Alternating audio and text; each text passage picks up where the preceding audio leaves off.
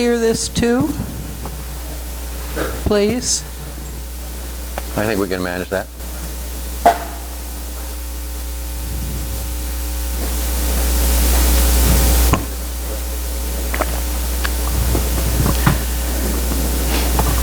This is in regard to the MOU being negotiated with the police officers and potential extensions of contracts with present or future GMs or COPs.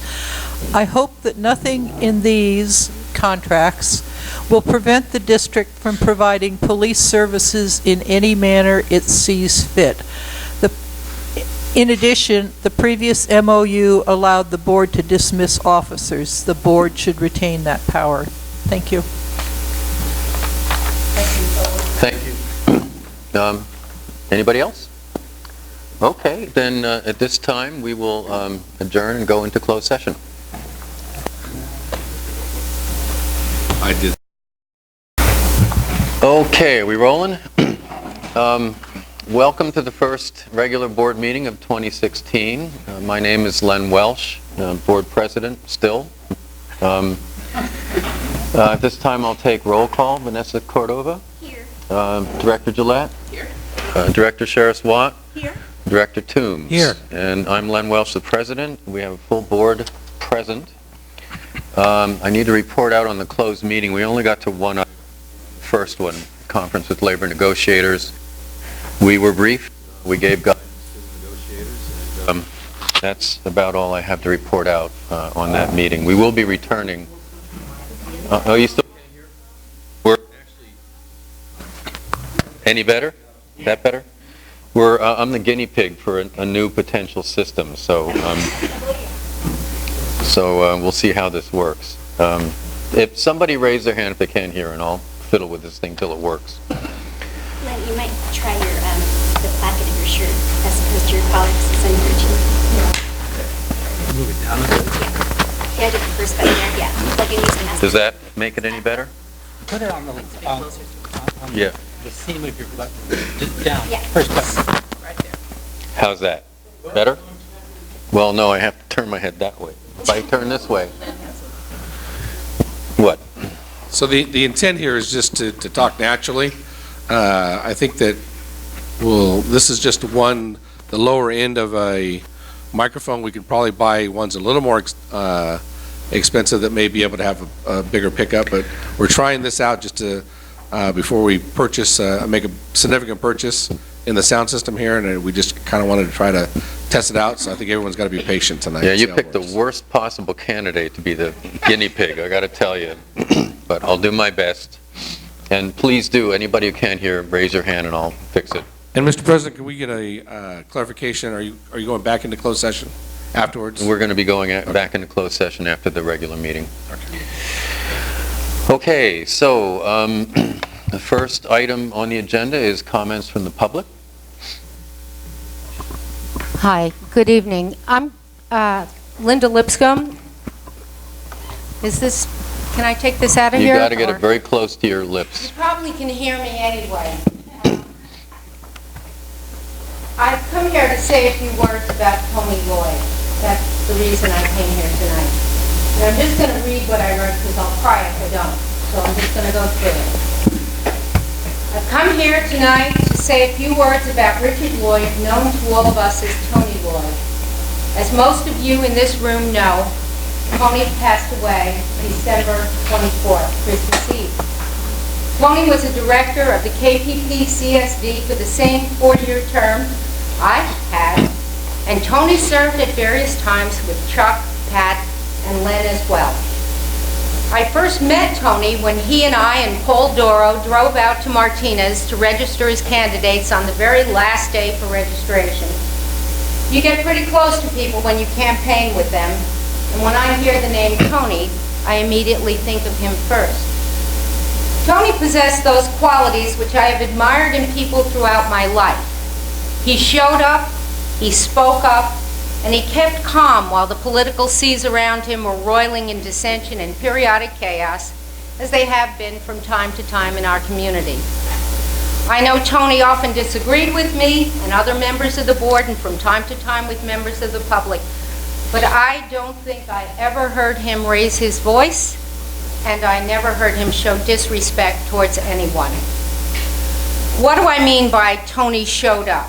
He came to meetings. He chaired the board and the committees to which he was assigned with a good deal of grace and equanimity. And he didn't make excuses or postpone his duties, even though he had significant health issues throughout his time of service. He showed up. And he spoke up for what he believed was right and fair. He chaired the evaluation of our former chief and general manager, a difficult topic, a difficult time, reported his results, and helped to bring about our MOUs with our police force. He met weekly with the CEO of our district, trying his best to keep our community well served. He spearheaded the task of revising our policy and procedures manual, producing a draft that took 2 years to accomplish. Like I said, he showed up and he spoke up, all the while maintaining that calm demeanor he possessed through all manner of conflict. When I lost my husband a couple of weeks after first taking my seat on the board, Tony reached out and he gave me the assurances which helped me to continue through that first very difficult year on the board. I will forever be indebted to him personally for that. Kensington is run largely by volunteers. Our board members usually do not achieve the recognition and the applause that goes to those who serve in grander positions. But the volunteers like Tony who show up, and like you, and speak up for the public good are really where the rubber hits the road of democracy. Tony Lloyd epitomized that volunteer spirit, and he performed it with grace. We are diminished by the loss of him, and I, for one, and I know many others, am grateful to have known him and to have served with him. Thank you.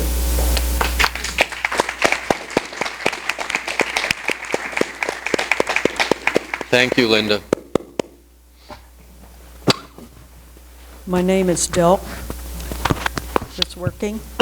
Not work. Oh, you really have to be touching it. Is it working? Can you hear me? Not really. Okay, if I get disease by licking this microphone, you know, and I hope my time hasn't started yet because I'm going to be pretty close to being 3 minutes. I thank the board and the staff. It's 5, by the way. You have 5 minutes. Well, I'm trying to get under 3. Let's try this one. It tends to pick up more, it sounds like.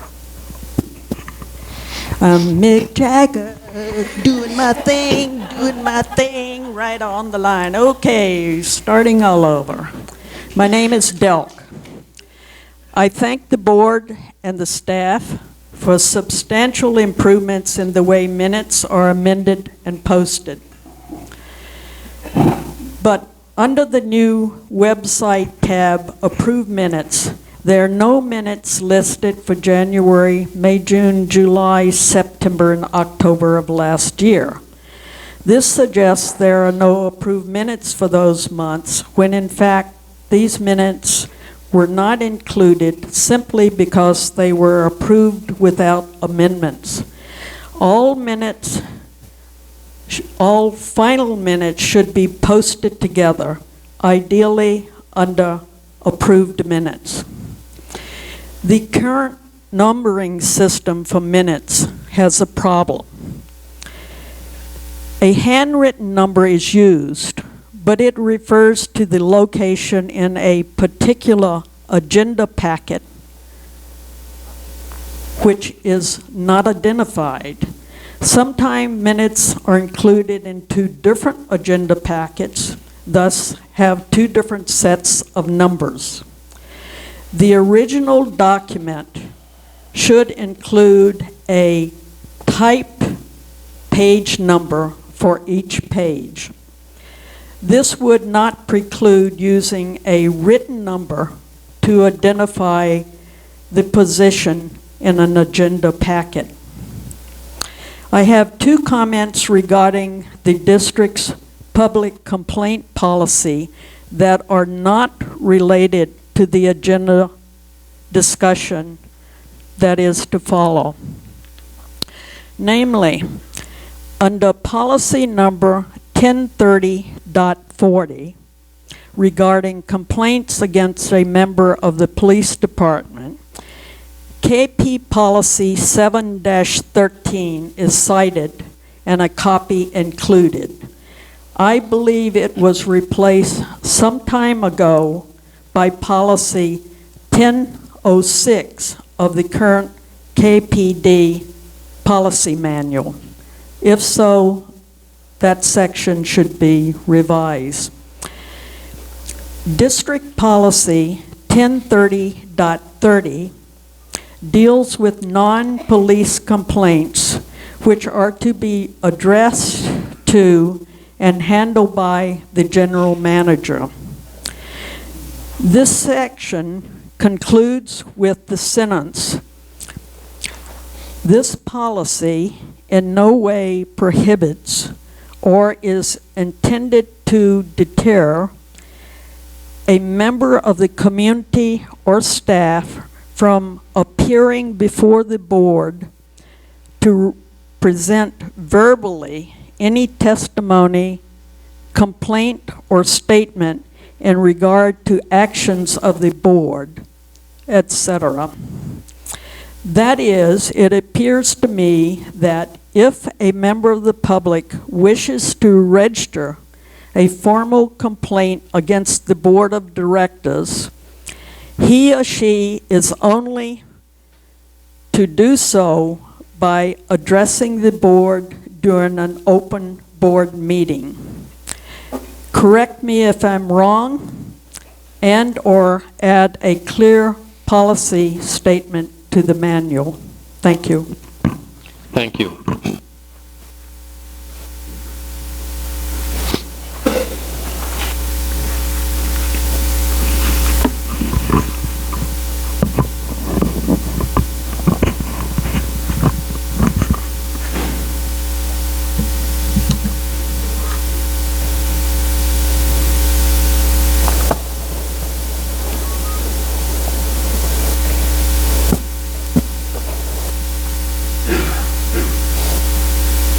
I'm Leonard Schwartzberg. Yesterday, I took this oath to be sworn into the CERT program for Kensington. I do solemnly swear or affirm that I will support and defend the Constitution of the United States and the Constitution of the State of California against all enemies, foreign and domestic, that I will bear true faith and allegiance to the Constitution of the United States and the State of California, that I take this obligation freely without any mental reservations or purpose of evasion, that I will well and fully and faithfully discharge the duties upon which I am about to enter. I certify under penalty of perjury that the foregoing is true and correct. This is the same oath taken by each member of this board and Kevin Hart. In my opinion and belief in its truth, Len Welsh, Chuck Toombs, and Kevin Hart have violated their oath of office as follows. Welsh and Toombs have both violated the Constitution of California in their conducting of meetings as president of the board by violating the rights of members of the public to freely and appropriately express themselves at meetings. California Supreme Court case Vargas versus the City of Salinas. There has been intimidating, bullying behavior in doing so by both Toombs and Welsh. Welsh has cooperated in what I regard as a cover-up of the dishonest falsification of the minutes of the KPPCSD first brought to his attention almost 10 months ago. Tonight, by the way, this is an aside, I hadn't planned to say this, Randy Riddle told me that there has been some sort of a correction, that it might be okay. I don't know. I haven't seen it. I hadn't heard about it until tonight, which is pretty interesting. Regarding Toombs, he has continued what I regard as unconscionable bullying, as he did with board director Kathy Kosel, which I first became aware of when he was president of the board, and which I confronted him about to his face. Toombs and Welsh have made statements over time that I do not believe were true. Welsh privately to me when he engaged in bullying when I tried to civilly raise questions. "Are you accusing me of lying?" angrily hurled at me more than once. Toombs' statements made publicly most recently in his next-door bullying attack on Maryland. Statements I believe to be false, and I think with good reason. Kevin Hart, who I regard as violating his oath of office and cooperating with the attempted cover-up of the dishonest falsification of the minutes by dragging his feet in discharging his duty to provide the public with an accurate record of the meetings. Dishonest minutes undermine the very legitimacy of our community's government. In my opinion, Hart further violated his oath by his response to my complaint of the dishonest and false police report by Ramos of a crime against me investigated on December 15th. Ramos also purposefully destroyed evidence of the crime. After I submitted a full correction of the Ramos report on December 28th, Hart defended him during a meeting with me by absurdly, in violation of the laws of physics, asserting explanations suggesting that no crime was committed. Hart finally suggested that perhaps it was one of my neighbors or patients that committed the crime. Perhaps most telling was that I informed Hart that I had videoed the Ramos investigation, and Ramos said he was too, videoing it as well. Remarkably, Hart did not ask to see the video. Seems to me that neither Ramos nor Hart were interested in clear evidence, first of the crime and next of Ramos's quite remarkable investigation.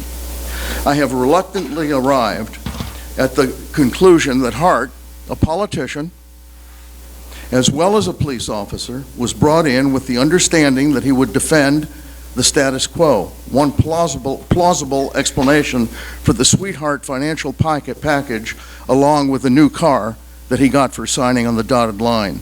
It's an explanation that I believe is true. He is not the man for Kensington. Hart has known for a number of months about the minutes and since December 25th about the Ramos matter. On January 5th, I wrote to Hart asking for the status of my formal complaint about the minutes. I asked about the, quote, the steps taken to correct them in a fashion that makes the correction as available to the public as the corrupt draft minutes. Dr. Schwartzberg, I'm sorry to interrupt you, but your 5 minutes is up. Would you please finish up? I can finish up in about a minute. I have had to add some things because I was given some information right at the last minute. So I'll... You got 1 minute.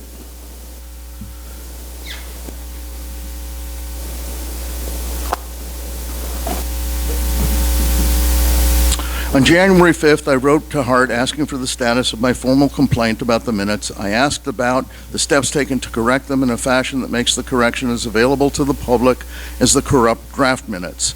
I also asked, please inform me of the status of the falsified and totally unprofessional crime report and the destruction of evidence by Officer Juan Ramos regarding his 12/15/15 investigation of the resumption of break-ins to my house. At the end of our meeting, you told me that Ramos's report, you told me, would be adjusted. But like with the meeting with you in Welsh months ago regarding the falsified minutes and the subsequent individual meeting you and I had, the talk doesn't get walked. On January 12th, you wrote back to me, I'm working on responses to both of these questions, should have completed by the end of the week. I responded, Kevin, after Thursday is too late.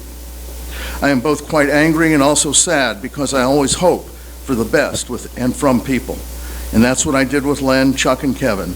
Unfortunately, I think each of you mistook my desire to see you as the kind of people who do the right thing because it's the right thing to do for naivete and vulnerability to be played. I wasn't played. I hung in with you because I'm a diehard. All right, that's enough. I've got two. That's enough, Leonard. One more sentence. I see 2 minutes to... I wasn't playing. I wasn't played. I hung in with you because I could no longer sustain hope for you. I'm sorry. I hung in with you because I'm a diehard. That's not why I'm angry. I'm angry because I could no longer sustain hope for you because each of you have worn out the diehard in me and have proven to my satisfaction that you are not public servants who are there to serve the public.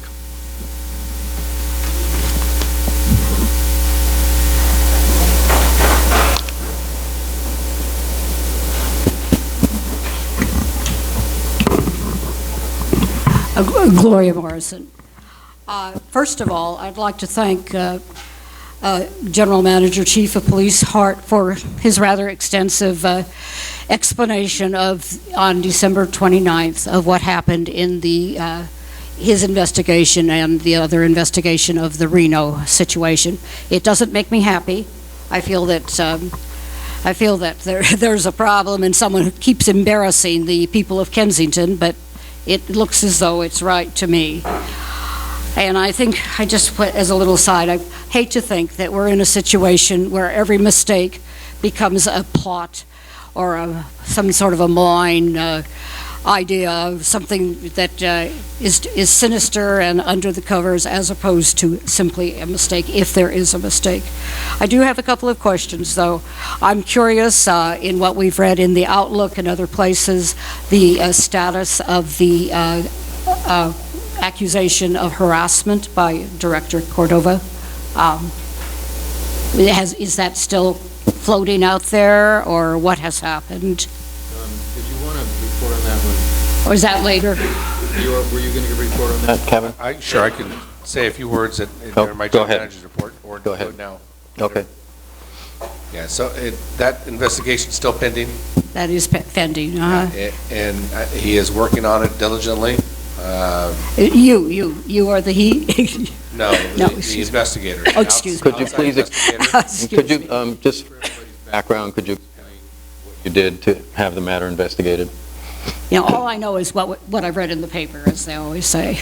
Well, he went to the city of Richmond, asked for an independent investigator. Okay. That's the investigation we're talking about. Can you give an estimate of how much longer you think it'll be? I'm pretty confident that I'll have the written report at the earliest, the last week of January, the latest, the first week of February. Okay, and I'd like to say that today I spent several hours verifying that what I had of the policies and procedures of the services district was what was online, and there were very few differences, but I know that there was a committee that made all kinds of recommendations. I wonder, is this still in process, or was the committee's work sort of not to the point? Is to say that I will be making an appointment to the committee that's in charge of that, Okay. or to the board coordinator that's in charge of that, and I think that person will give a report soon on where we intend to go with that. I would hate to think that all of that work was to no purpose. I don't know. I wasn't on that committee. Anyway, thank you very much.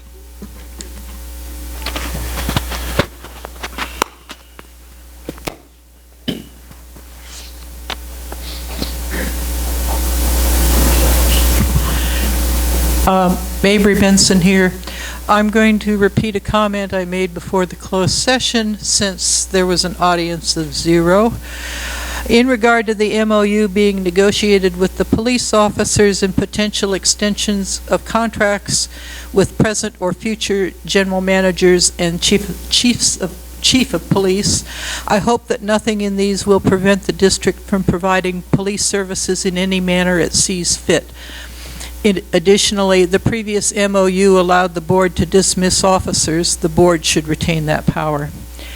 So, regarding the open session, first I want to thank the staff that the draft minutes now have draft printed in gray across them. Makes it very clear they're draft. And I want to thank Mr. Hart for mentioning his 100-day plan in his GM report, that he's working on it. I'm glad to see that we will see a report. Regarding Mr. Hart's memo about internal investigations, though some residents are very happy with our police officers, some residents have had complaints about actions of some of the police officers. There are many examples of a lack of a fair investigation of these complaints. Yet some members of the board have denied that there were problems with the former COP and have refused to exercise oversight. In the December 29th memo publicized by Mr. Hart, he gives an 8-point approach to ensure future internal affairs investigations will be conducted properly. However, as long as the GM and COP are one and the same person, the announced approach does nothing to address the basic problem of having a combined GM-COP oversee such investigations, nor does it provide much in the way of board oversight. The board merely determines a process and advises the complaining party of that, but it does not ensure that the process is followed. I'll skip this, okay. As I asked on Nextdoor and sent emails to all the board members, it is now it is past time to get work planning for filling the GM COP or the separate positions as it turns out to be. There's nothing on the current agenda about planning about filling those positions. The process needs to get started. Granted that the board wants to wait until they get some input from the ad hoc committee. However, they need to start discussing processes and issues. First, the draft plan of the ad hoc committee is not collecting data until March through May. Then they hold a community forum in May and not present a final board report until June 24th. Does this mean that the board will do nothing until their July meeting? Second, the board knows they have to make a decision by the end of March whether to extend Hart's contract. I see that as likely since nothing has been discussed about an alternative. But then his contract expires June 1st. Then what? Another extension? Is Hart just going to hang on with extensions? In any event, there will have to be a formal hiring process for the permanent employee or employees with the positions formally advertised. It would behoove the board to hire a firm to assist in that. So first they need to find and vet such a firm, then advertise, evaluate, negotiate with candidates. That will take time to 1, establish a process, 2, find a search term, 3, deal with candidates and contracts. Considering the once a month board meetings, the entire process is slow and needs to get started ASAP. There's no reason not to get started, and you should have earlier. And regarding instructions to the ad hoc subcommittee on contracting out, when I was talking with Charles Reichman, who is the chair of that committee, he is working on the details of the information the contracting out subcommittee will be gathering. He told me that he did not want to work on that until he had approval by this board to contact possible agencies about the possibilities. We aren't negotiating any sort of contract, but we need to talk some sort of dollars in order to provide a meaningful report. This issue is not on the January agenda, even though I suggested it in adequate time. Everything in the process takes time, and this is another delay. Can you clarify that the committee is authorized to do that? If not, I ask for a special board meeting as soon as possible to cover this point. Thank you. Thank you.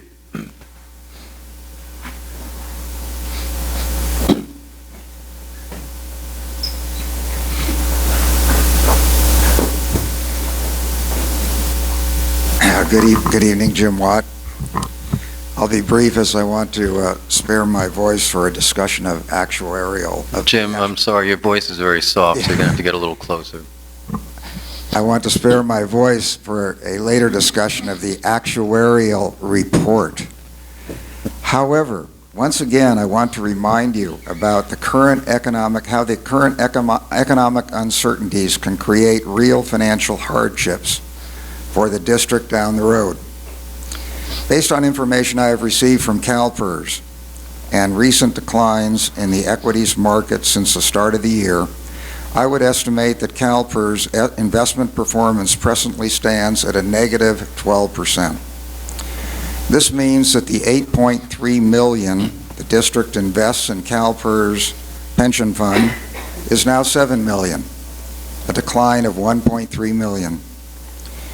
Yes, there are still 5.5 months left in the fiscal year, but do any of you believe that CalPERS will turn a negative 12% into a positive 7.5%, which is their target?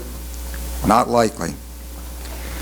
Last year, CalPERS missed their 7.5% targeted rate by return by over 5%. According to their calculations, that 5% miss means that we, the taxpayers, will have to contribute $15,000 more each year to fund officers' pensions. The CalPERS table shows that if they come in at a negative 4% for this year, our contributions will jump to an additional $75,000. And if they come in at the current negative 12%, we could be looking at increased annual contributions of $140,000. Given our current generous compensation package, the taxpayer is clearly at great risk should the country be entering a prolonged economic slowdown. I hope you have read the compensation study that I prepared for you, and that you agree that Kensington is far behind other similar communities in implementing a compensation package that protects the long-term cost to the taxpayer. Thank you. Thank you, Jim.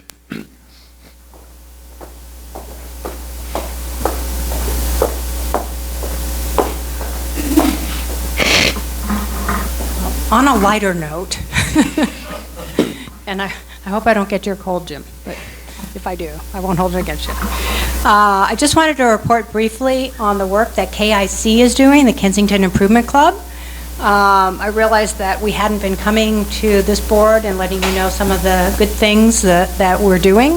So I just wanted to just point out a couple of things. One is around September, we realized that the oak tree at the Calusa Circle was getting hit by trucks, was leaning in one direction, was very heavy in terms of the foliage, and we actually, the KIC hired a arborist, a very good arborist, Brendan Lamb, and they got approval from the county to actually prune that oak tree, and it's really, I think, helped dramatically with the El Nino storms, and it's been shaped and formed and it's been saved, hopefully.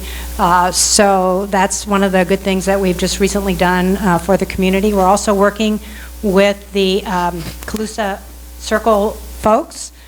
We worked with Nan Phelps, who wanted to do lights on the tree this year. We did kind of a pilot project with her and the merchants there to try to spruce it up for the holidays. So that was also quite exciting. And we have a lot of other projects that we're working on in the future down there. I also wanted to mention that upcoming, one thing that the Kensington Improvement Club does, because of Gretchen Gilfillan here, does pathway cleanups. And on February 6th, there'll be a pathway cleanup on that Saturday, February 6th, from 10 to noon. Gretchen is a superb cookie maker and supplier of tools and things we need.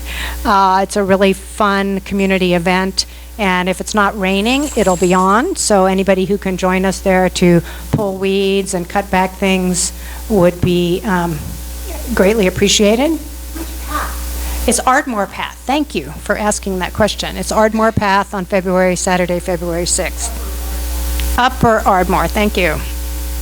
Another thing we do is we work with the gardener for the county, and Lorraine Osmondson has been doing this for many years. She's also on our board, as is Gretchen, and Linda Lipscomb, I think, are the people who are here tonight who are on the board.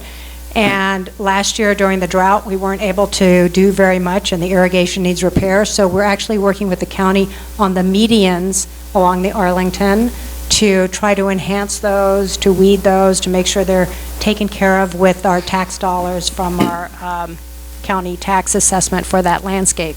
So we're coordinating that. And the last thing I just wanted to mention is KIC is going to be coordinating with the KPOA, Property Owners Association. We're both very interested in undergrounding utilities and the process for undergrounding utilities. There's been a lot of interest in the community around this recently. It kind of has surged over time, and we'll be conducting a forum or a workshop really with KPOA sometime in the spring. So the date hasn't been selected quite yet, but it'll be a joint workshop, and we're looking forward to people being informed about that and able to participate. So I just wanted to tell you about a few good things that are happening around town. by all of the various K groups, or our K group. Thank you. Well, thank you for your service to the community and for KIC's service and the other K groups.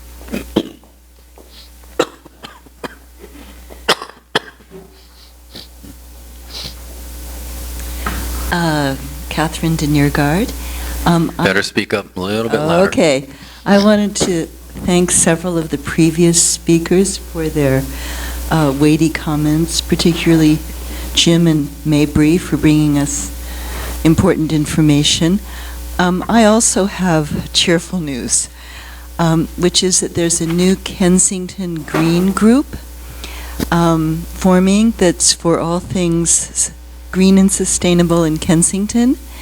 And we're having a speaker meeting on the 20th at Gail Tapscott's house, which is at the corner of Rincon and Highgate, right on Highgate, the northern corner, 7 o'clock, the 20th, and will be several speakers from around the county talking about community choice energy, which is, you may have heard of it, an initiative so that citizens can band together and instead of using PG&E can make their own kind of energy company to only buy sustainable energy and thus improve the carbon footprint and help lower climate change.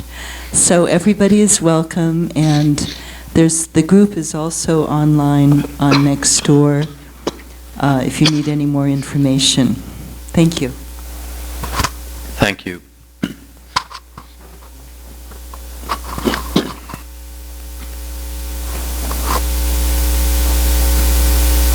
Joe Smith, just because I like that name. Actually, Steve Bates. Not sure if this is the place to mention this. Just want to bring it to some neighbors' attention.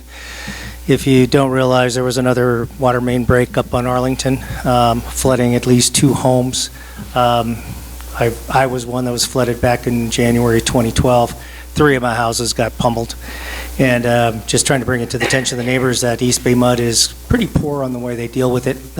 First off, in their response to the emergency, the displacement of the homeowner. Then after that, you find out they like to only pay about 5 cents on the dollar. So they put most of the economic expenses onto the homeowner. I'm doing a list of, I've asked the fire department to give me a list from 2011 till to date of all the water main breaks. Twofold is that the neighbors are going to have to go down to East Bay Mud and cause a little ruckus because they still are sort of talking about the fact our ground moves around and blaming it on everything but their own maintenance policies, which in a deposition I found out is piss poor, meaning they just repair, they don't inspect or maintain. So that's one thing. The other thing I started to notice around town is that our streets are getting pretty much buggered up. If you notice just south of the fire station public building coming north, the Arlington's rippled. Mostly from those water breaks that we've had the last few times on Ardmore. It comes running right across there.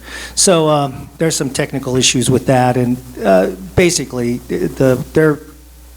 their lack of maintenance and their lack of response and their lack of care of the water delivery system will cost us a bunch of money, and I don't think that's fair. They realize it. I've got reports that they say, oh, we know the pipes are going to break. Well, if you know they're going to break and you're going to take that gamble, then you better be ready to pay the price. But they don't.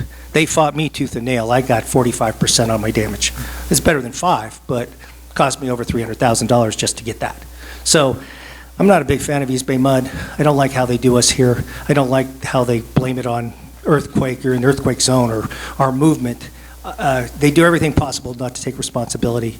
And I've been to the board a few times, and they're equally as deaf-eared. And it's kind of strange, and their general manager is the highest paid water official in the state.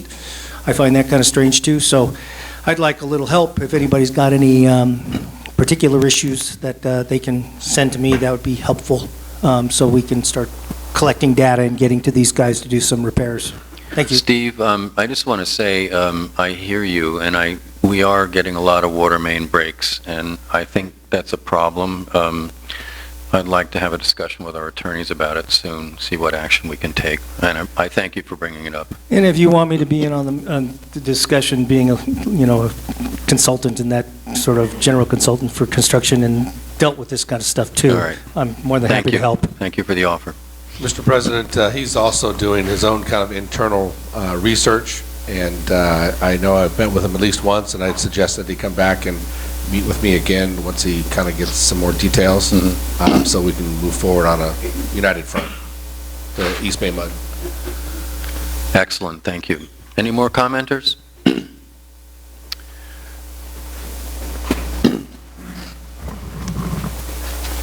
Celia Conkus. I have in the past asked about getting some consistency in the way in which crime statistics are included.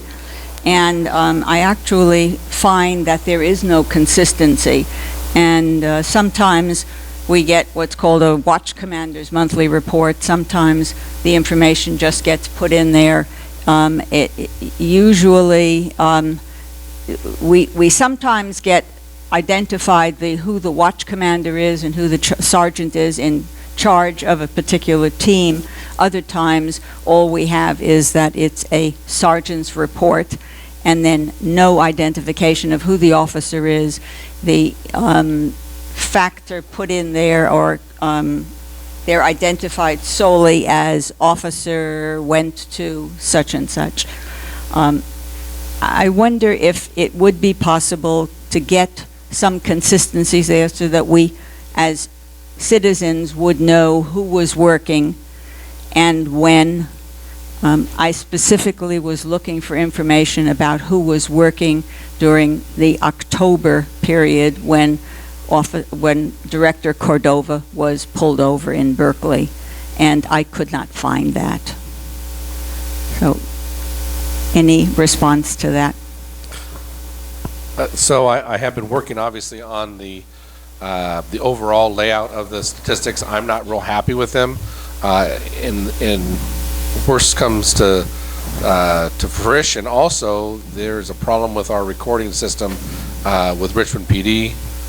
So it is a work in progress. It is different this month than it has been in the months past. It's a project that's on my radar that I just have not finalized yet. I know you've made the comments.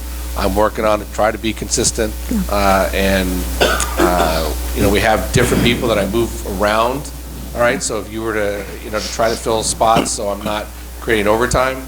So some of those times the teams are different, so I'd have to actually record every name. All right, so you had who the sergeant was on that particular day. I can tell you, all right, if you ask specifically, but when it comes to a month, in this particular month, we did it for 2 months because we had a large gap of data that we had to do and compile by hand. I understand that, yes. It's a work in progress, and I'm committed to try to come to some kind of easy method of reviewing, but I'm just not there yet. The officers who are... Oh, go ahead. Just the officers who are putting something down, it sometimes says officer, and no identification of who it was, and other times it isn't the officer is identified. It would just be very helpful to us. So perhaps you could come by my office and we can have a chat and talk about what your specific concerns are, and I can try to make that happen. I think it's not only for me, I think it's for the community as well. Yeah, I want to just say what I hear in part you saying is that there's a need for standardization, number one, that they need to follow a specific format, and that there's some critical information like what officer was on duty. Yes. So but since you're interested, you might want to take them up on the meeting, because I think you have a good handle on the problem. I do. Thank you.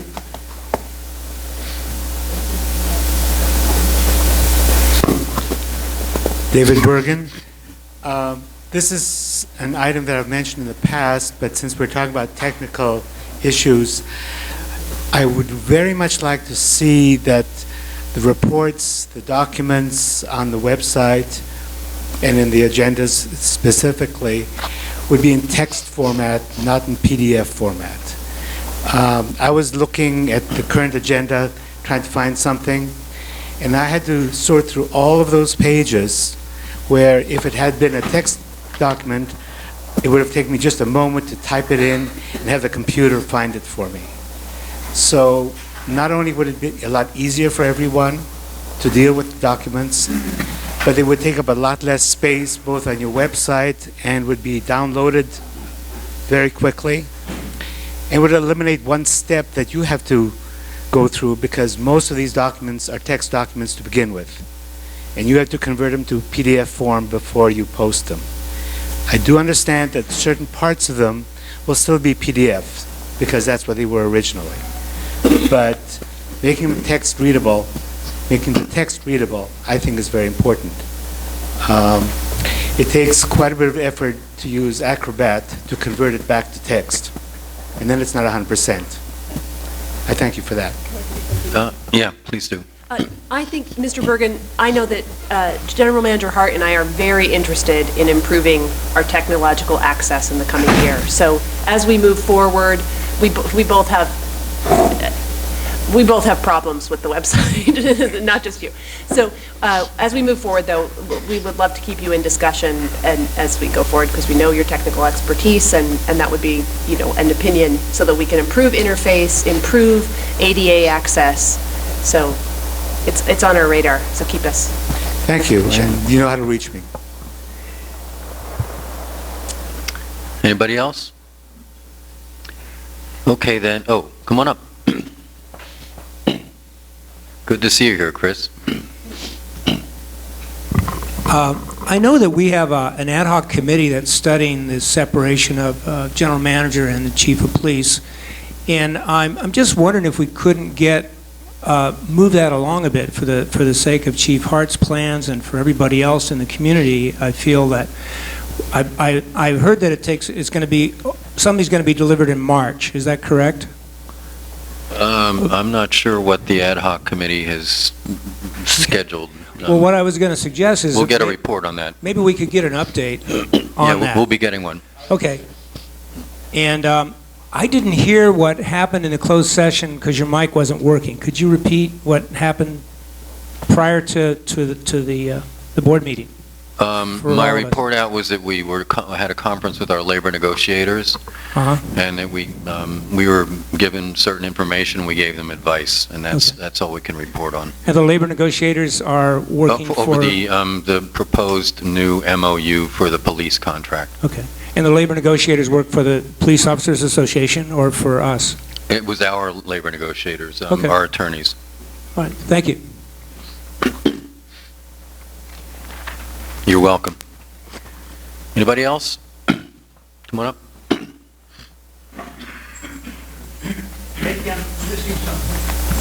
My name is Ron Weiselman. The question is, how can you... Can you get a little closer to the mic so we can hear you? The question is, how can you negotiate an MOU when we don't know how much money we have? Or as Mr. Watt said... The question is, how can we negotiate an MOU when we don't know how much money we have? Yeah. Well, we do know how much money we have. We've been having finance committee meetings. There's some, a lot of figuring out how much money we have involves predicting our future pension obligations and healthcare obligations, and Mr. Watt made reference to that earlier. But we've been going over this in finance committee meetings, and certainly when we have a proposed MOU, we can talk about how that impacts the budget. We will do that. Okay, thank you. You're welcome. Anybody else? Okay, board comments. Anybody want to go first? I'm happy to start. Okay. Good evening.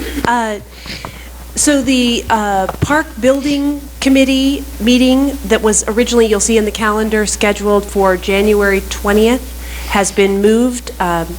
We were hoping to allow members to attend the meeting of the newly formed Kensington Green Group, because that issue of energy savings can have impact on improvements made to this building.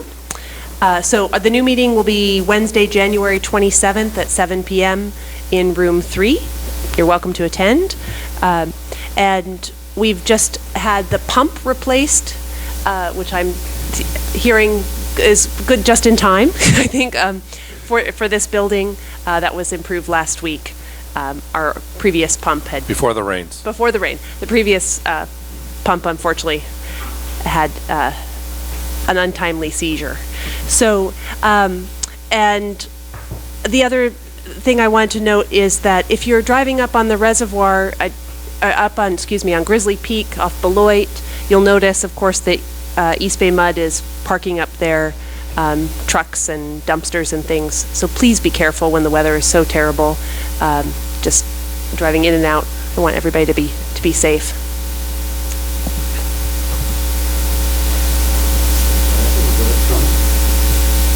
I have one comment, and I want to echo what Linda Lipscomb said about Tony Lloyd. His passing is a loss to our community. His passing is a loss to our community as well as to a larger community, because Tony not only donated his time here, but he donated his time to various organizations, youth organizations, charitable organizations, etc. So I do want to just comment that I too am saddened by his passing, but I think his legacy lives on in the things that he did here in Kensington and the things that he did for the people of our county and community. Thank you. I'm just going to say real quickly, I am really going to miss Tony. He was so warm to me when I first came on the board, and he was always accessible whenever I had a question, and he was just a wonderful man. Chuck and I wrote a little piece for the Outlook that's going to come out, I guess, in the February issue. Chuck did most of the work. I asked Chuck if he would read what we're going to submit to the Outlook, because it's over some of the high points of Tony's life, and we developed this by to his daughter and some close friends of his. So, Chuck, could I ask you to happy read to this? do that. Just so you folks know, Linnea Dew asked us to put this together, so we're speaking privately, but we all knew Tony, so we felt comfortable doing that. It is with great sadness that we must inform the community of the passing of Richard Tony Lloyd on December 24th from complications due... You can't hear me? I'd rather not. Thank you, though. It is with great sadness that we must inform the community of the passing of Richard Tony Lloyd on December 24th from complications due to several long-standing health issues. Tony continued to make substantial contributions to Kensington almost up to his passing. Born in 1949, Tony grew up in Detroit, also known as Hitsville, USA. Tony's father played baseball for the Negro League in the late 1940s and was an engineer with the Detroit public school system. His mother was a homemaker and an elementary school teacher. Living in Detroit, Tony viewed firsthand the development of the Motown sound, which informed his own musical taste. Tony met his wife, Carol, while they both worked at Michigan Bell. They married and in 1976 moved to California, camping their way across the country. Tony spent his professional career at Pacific Bell and his successor, AT&T, working at different times in sales and marketing, assisting with ongoing lease negotiations, and preparing rate utilization studies for the California Public Utilities Commission. After taking an early retirement, he returned to AT&T again before retiring a second time and pursuing a private consulting business, offering professional guidance to small businesses. Tony was an accomplished musician and vocalist. He was well known for his wonderful, rich voice. In the early 1990s, Tony was a founding member of Kensington's Blues Daddy Band, a musical group initially consisting of Tony, Joe Pratt, Dwayne Ramsey, Cody Reese, and Art Swislocki, all of whom were Kensington parents. The group performed with an evolving mix of musicians and their children at local venues, appearing at a special benefit premiere of the Robin Williams film Jack at the Palace of Fine Arts with cast and crew and some Hollywood A-list people present. More recently, Tony became very involved in Cantari Con Vivo, a group of 100 singers accompanied by a full orchestra who perform several concerts a year. He enjoyed rehearsing and singing in this choir and believed deeply in its mission of providing music education to students of the Oakland Public Schools. Tony also assumed a volunteer management role with this vocal choir, lending his business acumen to its further financial development. Ann Forrest recounted fondly how during the holiday season, Tony's two daughters, Morgan and Erin, would go around the community at Christmas time and sign up families who wanted to have a Santa visit on Christmas Eve. Then, at the desired time, Tony and Carol would drive Morgan and Erin to the houses on their list at the pre-appointed time and watch as Morgan and Eric shook very convincing sleigh bells outside the children's window to give them a special Christmas treat. Ann's then young daughter was both scared and delighted each year by this recurring performance, thinking that St. Nicholas himself was outside.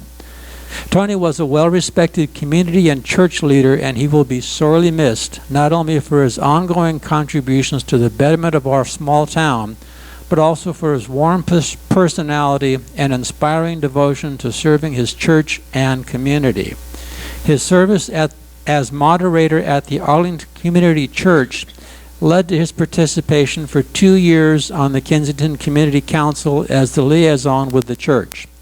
Tony was elected in 2010 to a 4-year term on the Kensington Police Protection and Community Services District, serving as a community member, vice president, and president during some of the district board's more turbulent and challenging times, all with style, grace, devotion, and professionalism. Tony devoted his time and his talents to Kensington in a positive and constructive manner, looking for solutions and always with a sense of humor and a smile. But there is no doubt that Tony's overriding love was for his family. He was a devoted husband to Carol for 37 years and father to his daughters Morgan and Erin, and he made it a point of introducing his two daughters to music and singing early on so they could share his enthusiasm. Tony's family requests that donations in his memory go to Cantare Con Vivo or Arlington Community Church in Kensington. For those of you who are interested, memorial services will be held January 29th, 2 o'clock at the Arlington Community Church right across the street. He'll be missed. God bless him. Thank you.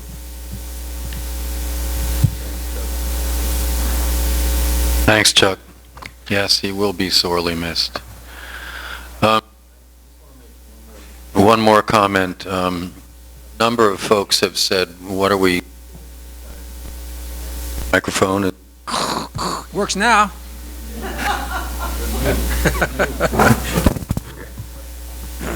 It was a nice try. What's my bid for this? Quick. So a couple of folks have raised the question, what are we doing about anticipating the timing of the ending of the interim general manager police chief's contract? We will be going into that in closed session after this meeting. We are aware of the time frames and we will be taking action. We have to begin with closed session conversations. So just so you know, we're not completely oblivious to the time passing. Okay, that's all I have, unless someone else has something else they want to say. Now, I see that Debbie is here, and are you on? I still have a few staff comments. Oh, I'm sorry. Go ahead. So just real quickly, just a few. There's for the last few months, I've been working on I'll call it a project, for lack of better words, among a feud between two neighbors and vehicles in town. And this has to do with a neighbor who's upset about vehicles that are parked across the street, and this has to do with a neighbor that collects cars. And I've been trying to remedy the situation for a number of months and try to walk the process forward. And I just want to, because I think that some board members received some emails and so forth, I would like to tell you that the law is the law, and I follow the law, and the vehicles were towed. And I think that we all need to be good neighbors everywhere we live, and you cannot have abandoned, unregistered vehicles parked out in front of your house or even on private property for extended periods of time. And in this case, I know that all of you received the emails, but I just want to give you the update that we've towed the vehicle, so I think that's quelled the situation for now at this point. I'm told by one of the neighbors that he's going to collect another car and buy another car and bring it back. So it's just an ongoing process, and I'm not so sure that we've heard the end of it, but I wanted to at least give you that update because I know that you received the emails. I wanted to get one clarification about something from last month, and that was the goal or the workshop that the board would be potentially having to set goals and objectives for 2016. I wanted to clarify the intent of the board, and was it the intent of the board for me to come back with three recommended workshop facilitators? Because I was under the impression that I kind of got direction and I was trying to set up a date because we were trying to do it quickly, but I know that one board member felt that they wanted three bids to come back. I believe the bids to come within the allocated budget amount that we did for this fiscal year. But I also believe that the direction from the board was, let's do it quickly as possible. In fact, we wanted to try to do it in February, so we're trying to confirm that. So if I can just get direction on that. I brought this issue up. Is that better? I brought this issue up because it was my understanding that you were to select a date, and we left it at being optimists that we are for January, sometime before the ad hoc committee's first public forum, and January is almost gone. So I'd like to see, not necessarily bids, but I'd like to see a handful of consultants who specialize in this kind of board development work. Public Law Group has a public management group that does strategy, since they know so much about our business. Anyway, that's an option. I just didn't want someone to unilaterally choose a facilitator and a date, and that's what we were presented with. And it appears that more than one board member has a problem with the date that was proposed. So I just would like to see, who's out there and who else they're serving in terms of strategic planning for agencies like ours. I also looked at the video, but go ahead, Michelle. Oh, well, per our conversation when we had discussed it, I know that you had dialogue with the fire board has done this kind of goal setting, and I know that you had conversation with their general manager, and so I was comfortable with letting General Manager Hart choose a facilitator he thought was appropriate, and then that we were going to kind of pick a date that the five of us could agree on. So I was all right turning that matter over to him, and then we selecting a date because I thought time was of the essence, and it was something we wanted to have done earlier rather than later. Actually, did we have this discussion at the last board meeting? Yes, it's in the minutes, and I thought it was pretty. I thought it was kind of clear too. So, did you go over the minutes, Vanessa, or you just?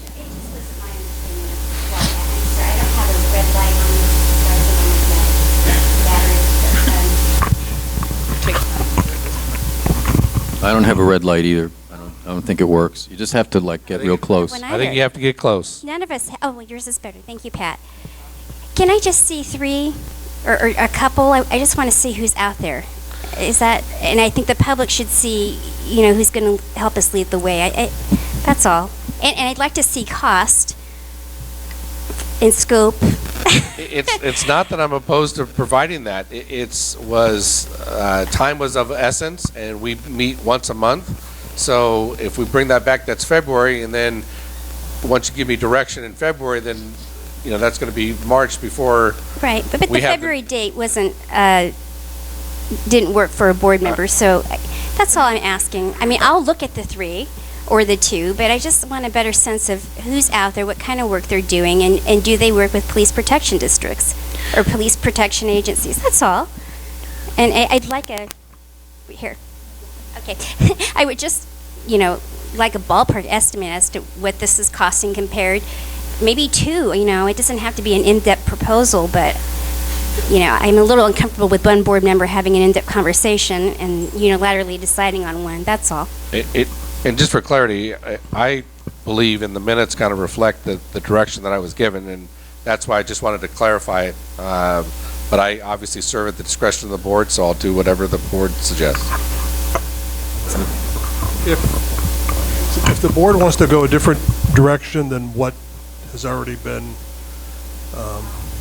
provided, I think you're going to have to agendize this, or maybe the appropriate procedure would be if somebody doesn't like the current approach to propose that it be placed on a future agenda. I mean, this is not on the agenda tonight, and so I don't want the board going too far down the road of making a decision about something that's not on the agenda. So you really would have to put it back on the agenda if you want to go a different direction than what is there already, at least if you want to do that, formally, as opposed to the general manager just listening to what the comments are and taking that into consideration as he goes forward. Okay, give me the high sign if I'm going too far, Randy, but this is my idea. Mr. Hart and I did not discuss a particular agency or facilitator. I was leaving that to him, but I am happy if you could find a couple of suggestions, and for you, Director Cordova, to see who looks good. I mean, or who you feel. I'm happy to go forward because I just really care about the date. It's just typically how we handle vendors. We usually have more than one option. When you hired a structural engineer, we were presented with a couple of. Well, we had a $5,000 budget, and it was going to be under that. Was always the idea. So that is under Mr. Hart's purview. I think it helps. That's all. So I have a comment. We hire an interim general manager, chief of police, to make certain types of decisions for us. We can be stalled forever in trying to get to perfect. My advice is that we stick with the decision that we made last time. I don't think this is an earth-shattering decision, and I don't think we need to have 2 or 3 options that 1 or 2 board members are going to look at, and we stall this for another 2 or 3 months. I'm perfectly comfortable going forward with the process that Rochelle described has already taken place. Yeah, I have.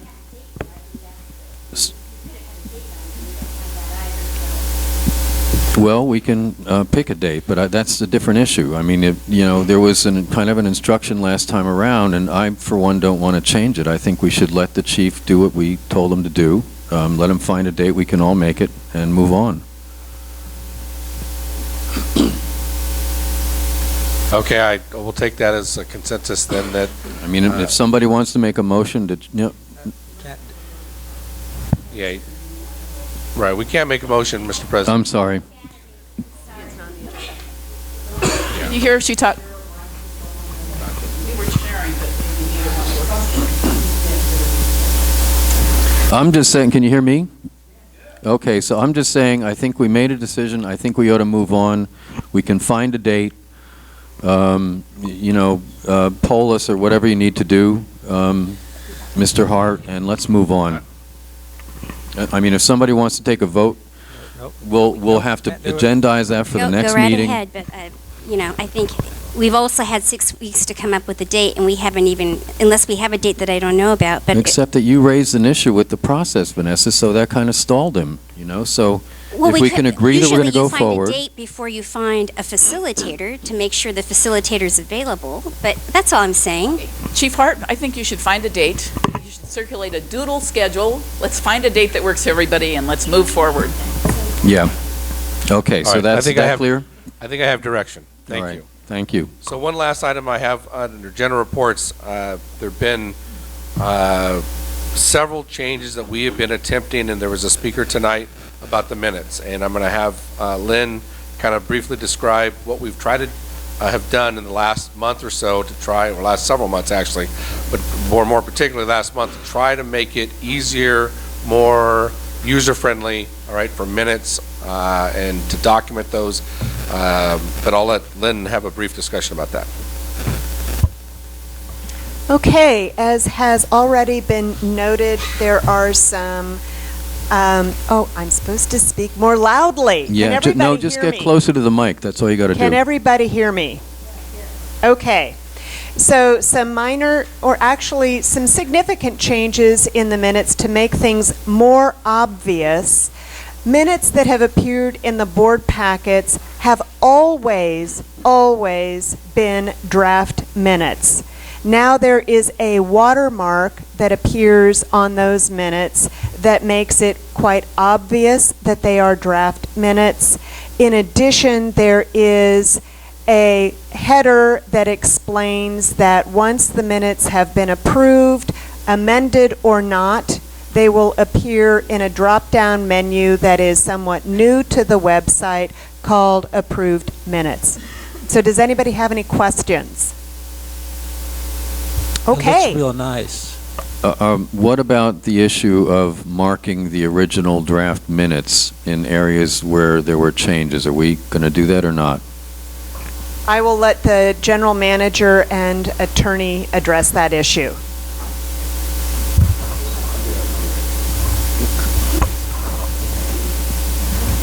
Well, I think the idea going forward is. Could just let them explain, then you can comment, okay? I think the idea going forward is we're going to have the drop-down minutes. We're now going to have draft minutes, and we're going to have drop-down approved minutes. So if anybody wants to see what the actual minutes were that were approved by the board, they'll go to the approved minutes. The draft minutes are just in the agenda packet. They obviously have not been approved at that point by the board. If folks want to see the approved minutes, they'll go to the drop-down menu. And my understanding is going forward here, we're going to have all of the minutes, all the approved minutes for each meeting available through that drop-down menu, and that'll be a one-stop place for folks to go if they want to see the final version of what the board actually approved. Hey, we need to put a mic up there. So which one works? Here, Mrs. Conkins. And if someone can also try the, pick up the lapel mic and try it out. It was, in my defense, it was dropped by the president. I'm sorry to. So I have to get a more sturdy one. I can see that already. But we're trying to make the sound system better, and I apologize. We're also trying to add hearing disability capabilities as well, so we're trying to work on that. And this was a trial period today, but it hasn't worked real well. I just want to be sure that the minutes will continue to be minutes that say what people have said as best you can, that they're not action minutes which just announce somebody spoke and what we haven't got that. Might be on the agenda at some point for discussion, but that's not what we're doing now. That's not what you're doing now. No. Okay. Thank you. You're quite welcome. Put it in the microphone. Thank you.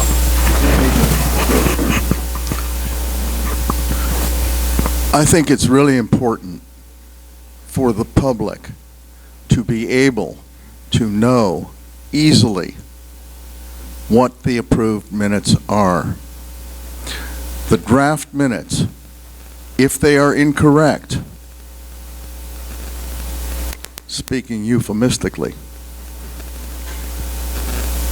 it is incumbent on you, on all of us, to be able to present what has actually been approved so that it's obvious as the draft minutes. The draft minutes are not the final minutes. It should be the final minutes that are the most available to the public. That's why we have a drop down. A drop. All right, look, let's not have a conversation here. You made your comment, Leonard. Ron, did you want to say something? Just a short comment. It's very hard to see the difference between the changed minutes and the draft minutes. If the draft minutes could have a little highlighting or something so that we can figure out what the hell changed. Nobody can hear you, Ron. You gotta start over. Okay. If the draft minutes can have a little highlighting or something so that we know what the hell was changed. Otherwise, you have to start reading it paragraph by paragraph and you can't figure it out. I think that's what was trying to be said. No, you don't know what was changed, though. You have to read the whole damn thing over again. If it's only one paragraph or one line is changed, it makes sense just to highlight it or something so that people know what was changed. Randy, can you comment on what standard practice is for doing minutes at meetings like this? I mean, you know, we do have limited resources. We have limited staff time. We need to comply with the law. We need to be clear. But there is a limit to how much extra stuff we can do to, you know, please everybody's whim. I mean, in the jurisdictions I've worked in, and primarily Richmond in recent years, you know, I was there for several years, the approach that the staff is now going to take, which is to have, you know, mark the draft minutes, they're in the agendas, and of course they have not been approved yet because they're only in the agenda packets, and then to have a separate place on the website where the approved minutes are located. So if somebody wants to see what the final action was, whether it was done at without changing the draft minutes or making amendments to the draft minutes, those are found at a particular location on the website. Anybody has access to them, and that's where you go to look to see what in fact the board has approved in terms of the final minutes. And I think that's what the practice generally is. All right, is there, I'm sorry to keep this discussion going, but is there anything wrong with highlighting the areas of the draft minutes that were changed? Because it seems to me usually there aren't that many changes. And That's if what it'll we've done, make Mr. people President. happy. Mr. President, the changes, all right, are highlighted in yellow. In the draft minutes. That are in the approved minutes. Those changes that were made are highlighted in yellow. So when you read the approved minutes, you know that that particular sentence or word was amended. All right. Okay, let's leave it at that, and let's move on. That's all last of staff comments. Lynn, did you have anything more? Okay. So I think Debbie has a limited schedule, so I would like to... We have Debbie and Adam here. Yeah, I'd like to go out of order on the agenda and move to... it's 9H, I believe. 9A, yes. 9H. I'm sorry. 9H. So if I can have Debbie... The draft actuarial study of retiree health liabilities as of July 1st, 2015. So if I can have Debbie and Adam go to the podium.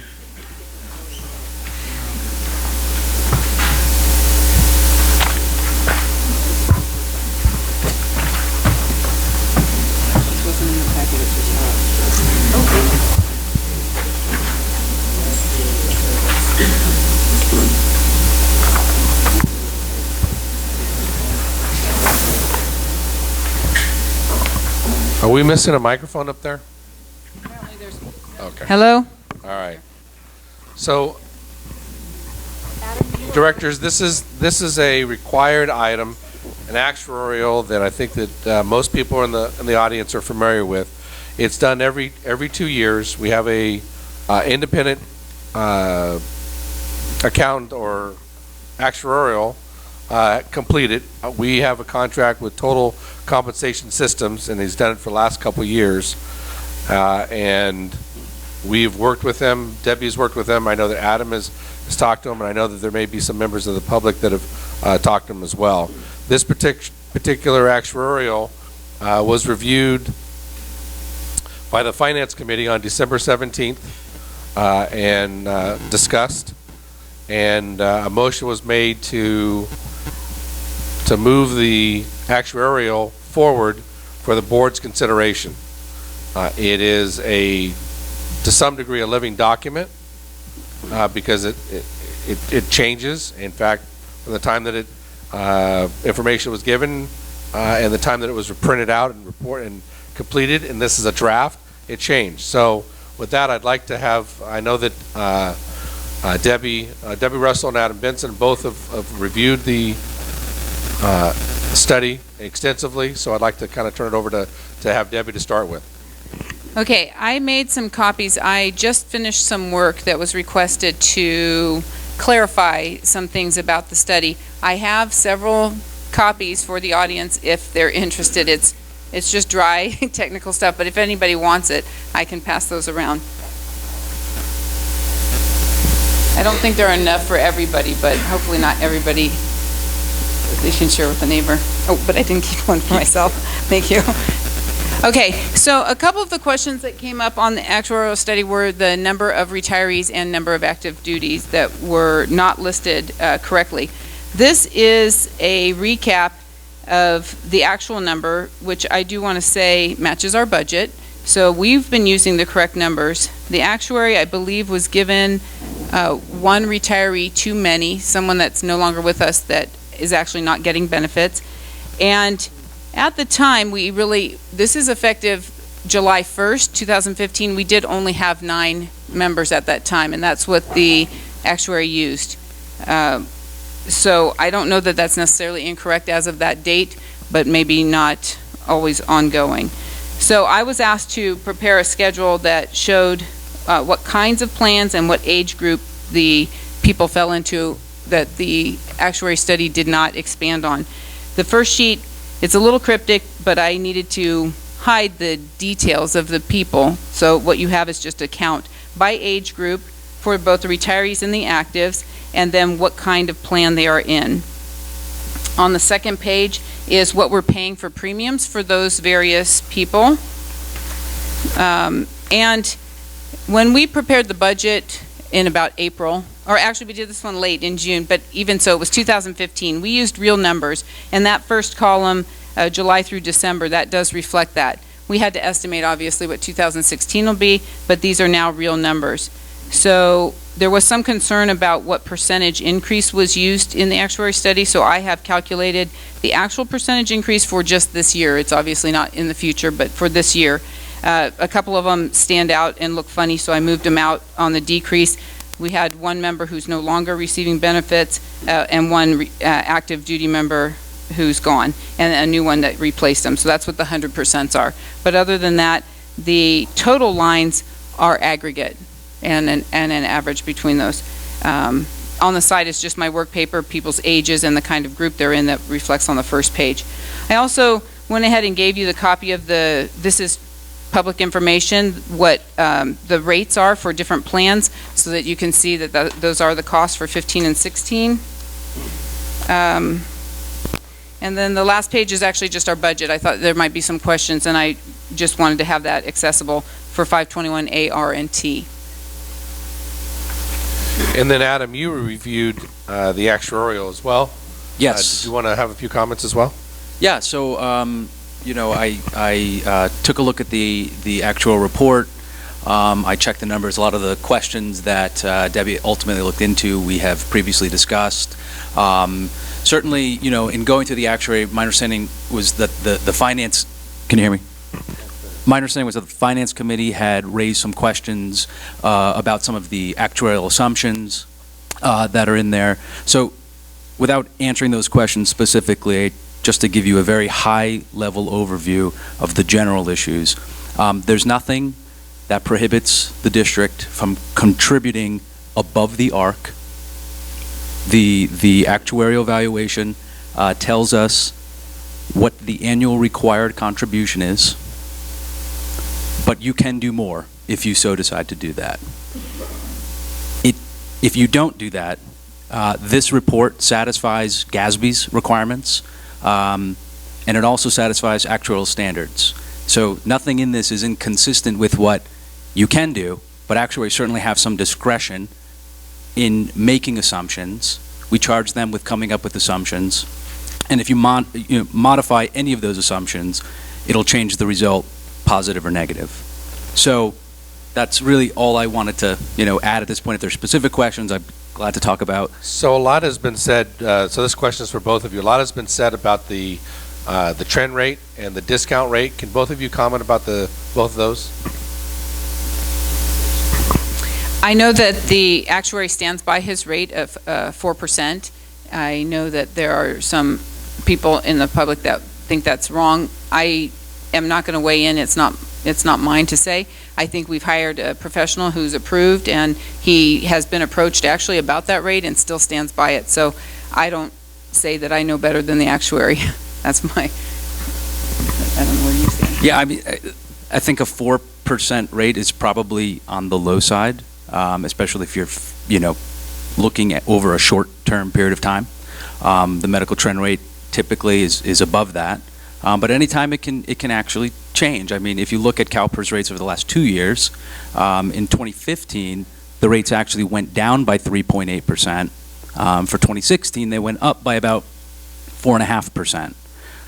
Again, looking over a long-term period of time, is that sustainable? Is that going to be consistent with actual results? Very hard to predict. But what we're trying to do is make assumptions about future performance at a specific point in time today.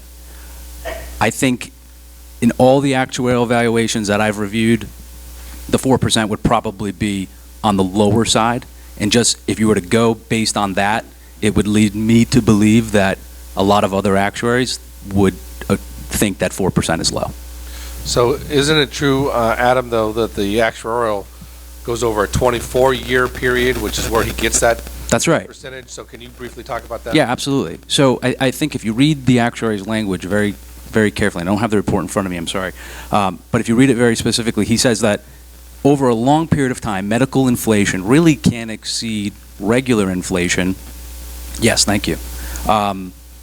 Without having some huge economic issues, not just for Kensington, but sort of for the entire country. At some point, if medical rates grow at double inflation, all of our available resources, every single dollar, will be spent on healthcare over a very short period of time. So the whole system, in and of itself, can't grow at a 7% constant medical inflation rate.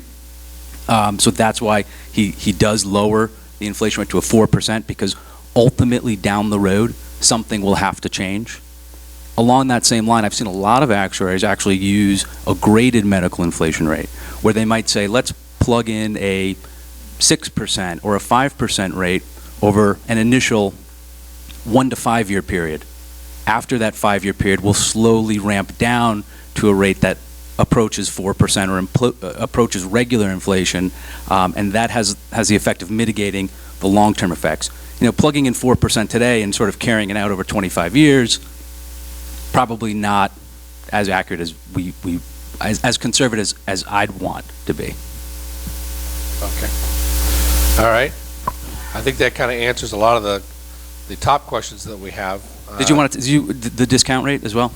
Yeah. Is that one? Okay. Yeah. So we have about over $600,000 in trust, and we're invested in CalPERS, CERBT.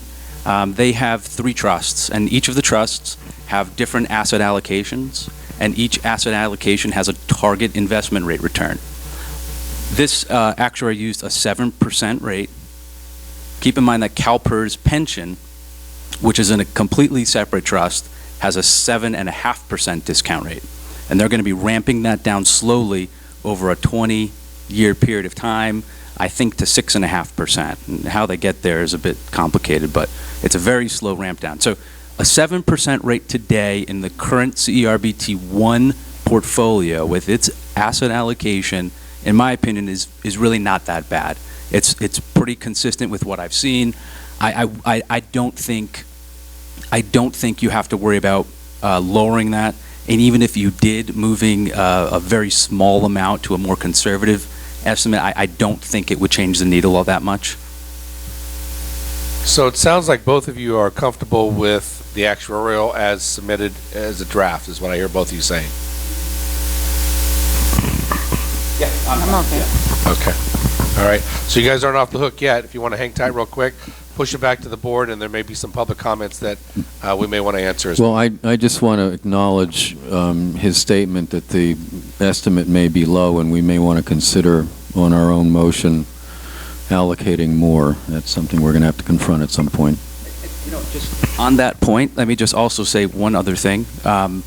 If you put in more right now, consider I can't recommend market timing, as a financial professional, that would be a very bad idea.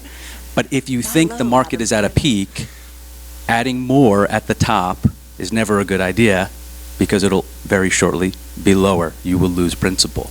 I mean, it's a risk that you have to take. But if you believe that some of the assumptions are less conservative than you want to be, then you might want to put a little extra aside.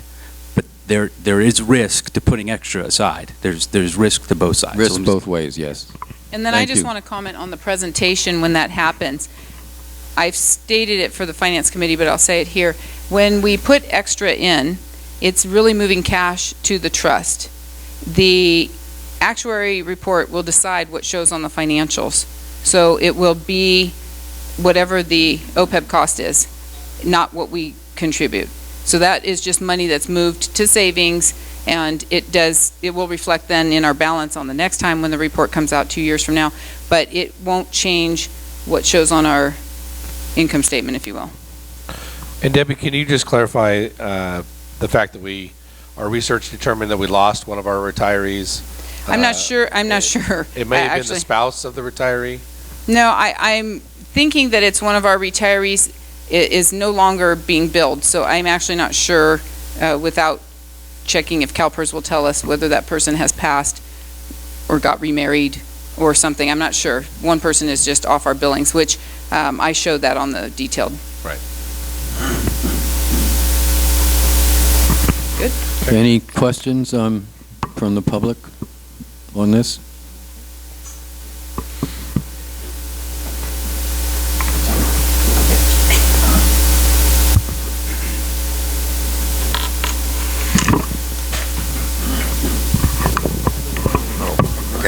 Yeah, that would help.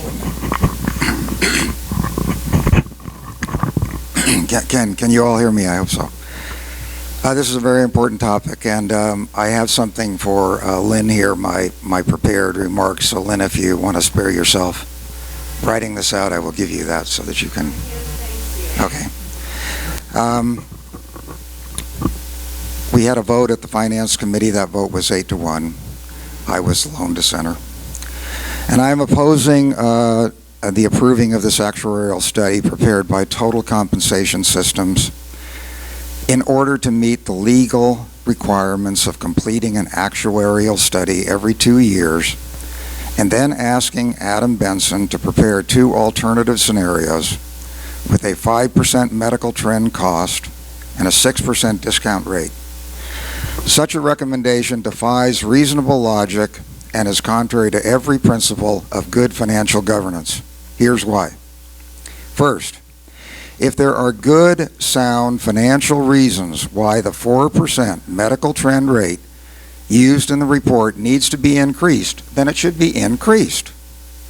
The same can be said for changing the discount rate or correcting other aspects of the report, which I'll describe later. The primary point is that you should be approving a report that all agree is based upon reasonable assumptions and accurate data.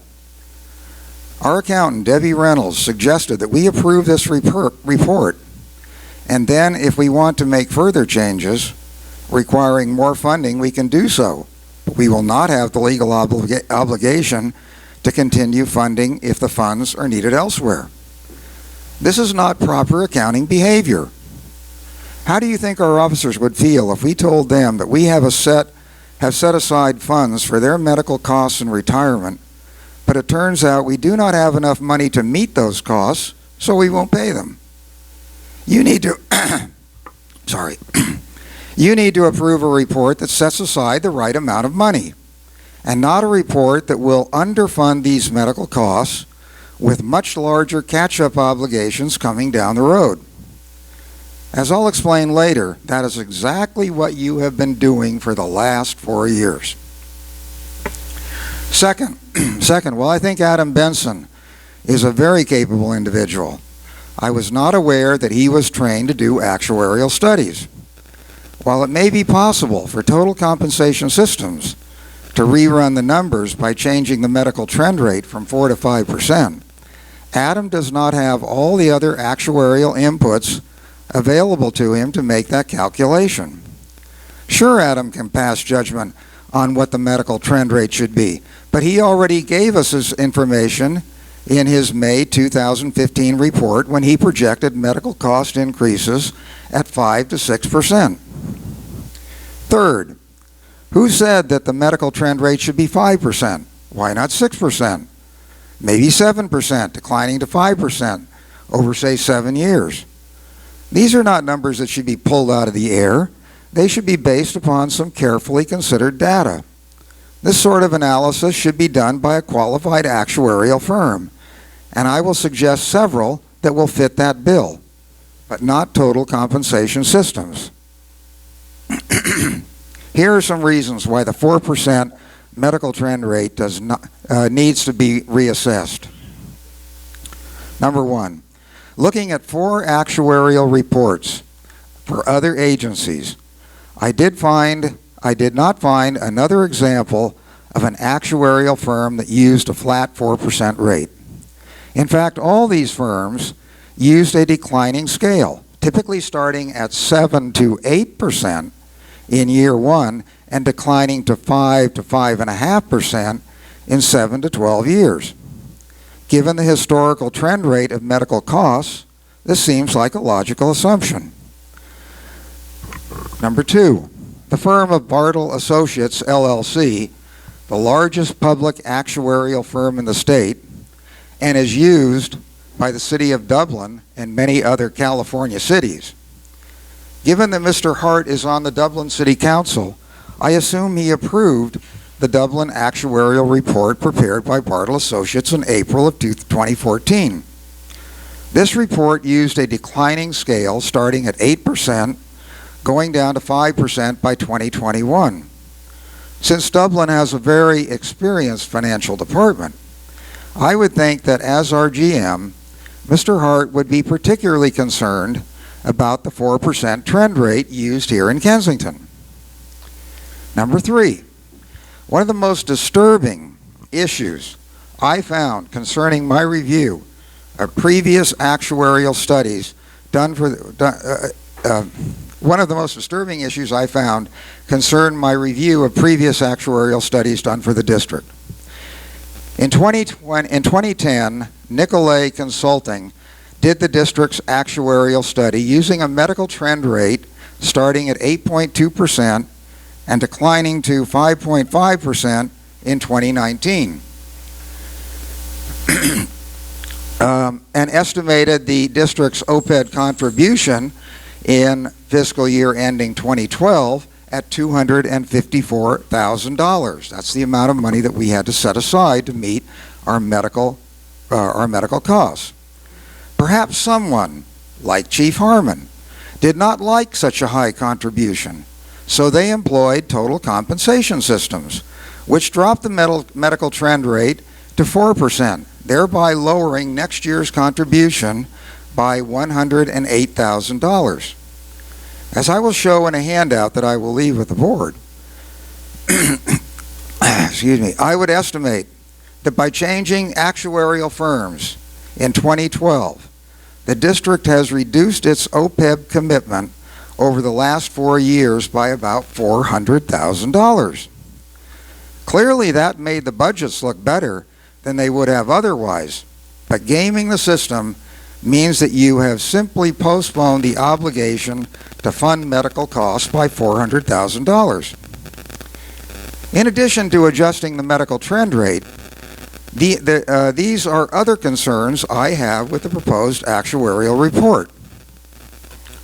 One, we need to make certain that our count of both active and retired officers and surviving spouses is accurate. We have heard testimony here today that some changes need to be made. We know that these are wrong. I'm not going to belabor that point. So we need to make sure that those numbers are correct. They were not correct in the report that was prepared by Total Compensation System.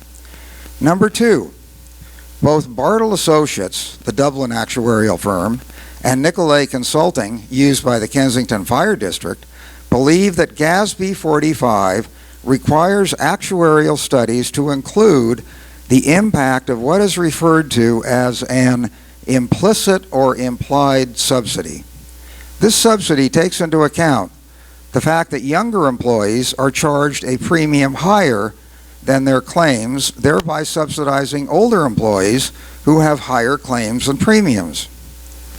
According to the Dublin actuarial firm, quote, this subsidy will significantly increase your OPEB liability.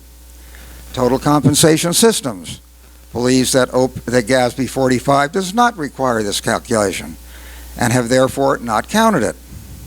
Number 3, in an effort to get the best advice I could on this matter, I had an email exchange with Mr. John Bartle, president and founder of Bartle Associates, one of the state's largest actuarial firms. These are quotes from this email exchange. On health care trend, generally, he says, the 4% healthcare trend assumptions TCS uses is much lower than other actuaries use. We believe a higher ultimate trend is more appropriate. On mortality rates, CalPERS completed a more current demographic study which should be used rather than the 2009 study used by TCS. I would guess the mortality table used by TCS is the same as the one used in their 2013 valuation, and they did not anticipate any mortality improvement.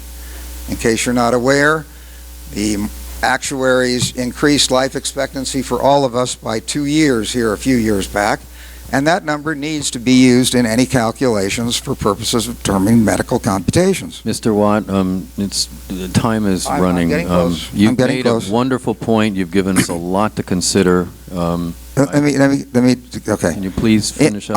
On the implied subsidy, to the best of my knowledge, TCS is the only actuary doing business in the state that believes the implied subsidy does not need to be included. We requested an informal response, this is Bartle talking, as to whether including the implied subsidy was required. The response was clear that it was required. Including the implied subsidy would significantly increase liabilities. I'm not going to go into the fact that I also think that we should be looking at reducing the discount rate. I'll just conclude by saying that given the evidence before you, I strongly recommend that you contract for a new actuarial report from either Bartle Associates or our former actuarial firm, Nicolay Consulting, who also does the actuarial report for the Kensington Fire District. In talking to both of these firms, it appears that the cost to redo the actuarial report by Bartle will be about $8,500 and $4,000 by Nicolay. Using either one will be money well spent. Thank you. Thank you. Could we take a break here? I'd like to, Gretchen, before you leave, are you leaving? We wanted you to get a little award before you go. Could you give us a few more minutes? Begrudgingly. Come on back, just for a few minutes. Just going to skip ahead right now because I don't want Gretchen to leave without her award. I want to go to the agenda item where we're recognizing participants in the Citizens Academy. This will be quick, but Gretchen needs to be here for this. I'm sorry.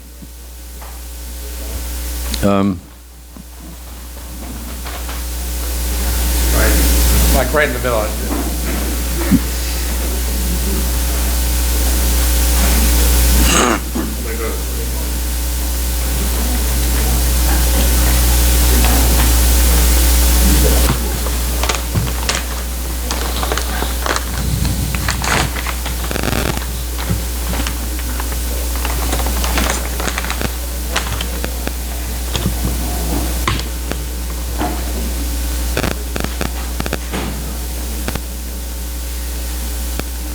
Okay, I'm going to try to make this real quick because we're a little running late. But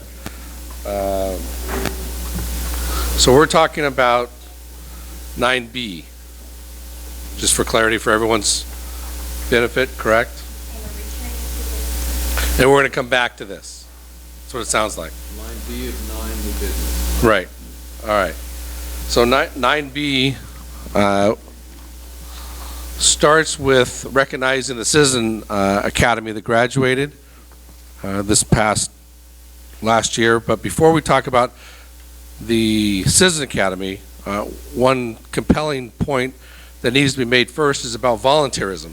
Since I have been here as your general manager and chief of police, what I have found that is very, very unique to this community, that is not necessarily to all communities to this degree, and that is volunteerism. So I'd like to just read a few things about volunteerism here in Kensington. The benefits we reap from all the volunteerisms, from volunteers, working towards a common goal together, improving community members' quality of life, providing a sense of purpose, having a positive impact on the community, and getting to know your neighbors, meeting a diverse variety of people, and improving community as a whole. The history, or one thing is that important, is personal recognition for volunteers' efforts. So although I've seen a lot of volunteer programs, such as, all right, the board is a volunteer, all right, we had all the K groups, we have the ad hoc committee, all right, we have the finance committee, we have a multiple number of volunteers here in this community. So I took it upon myself as your general manager and commissioned what I call as a recognition challenge coin to continue to volunteer in the community. And I'm kind of jumping around because I want to save some time here, but essentially the 2000, well, before I go to the Citizen Academy, the first volunteers I want to recognize with a challenge coin, and I'll read the actual specific, and I'll have to, again, be brief here. So the challenge coins have been part of the military culture for centuries, likely as far as back as ancient Roman times, all right, and where soldiers were rewarded with valor for battle, with specifically minted coins from the Legion. So I'm going to paraphrase here because I know we're running late. So essentially, in World War I, in 1917, American volunteers from all parts of the country filled the newly formed flying squadrons. In one squadron, a lieutenant ordered medallions, all right, struck in solid bronze and presented to them, to his unit. One young pilot squadron lieutenant placed the medallion in a small leather pouch that he had wore about his neck. Shortly after acquiring the medallion, the pilot's aircraft was critically damaged in combat. He was forced to land behind enemy lines and was captured by the German patrol. German patrol took all the items of identification except for the small leather pouch around his neck. Taking advantage of a nighttime Allied bombardment, he escaped. However, he was without personal identification. He succeeded to avoiding the German patrols by donning civilian attire and reached the front lines. Eventually, he stumbled onto a French outpost. Saboteurs, all right, had plagued the French in the sector. They sometimes masqueraded as civilians and wore civilian clothing. The French thought he was a saboteur and made him ready to execute him. All right, and he had no identification to prove his allegiance, but he did have the leather pouch containing the medallion. He showed the medallion to his would-be executioners, and one of the French captors recognized the squadron insignia on the medallion. They delayed the execution long enough for him to confirm his identity instead of shooting him, and they gave him a bottle of wine. Not that we're going to go to that extent, but I just wanted to make sure that I recognize, since I've been here, the significant contributions that volunteers do for this community. So let me start with, coincidentally, my bosses, and this challenge coin here has our mottos, the police department motto on it, and essentially, and that's integrity, accountability, vision, ethics, and leadership.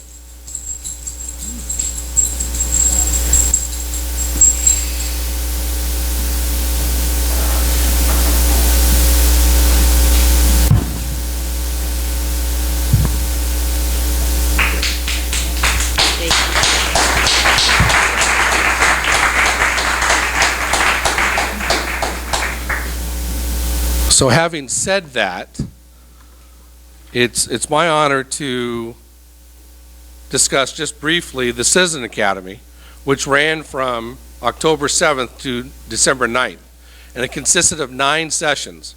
The subject covered were ethics, professional standards, community policing, crime prevention, patrol procedures, investigation procedures, crime scene investigations, emergency management, disaster preparedness, criminal laws, laws of arrest, legal issues, officer safety issues, use of force, evidence and DNA processing, traffic enforcement procedures, communications 911, and records.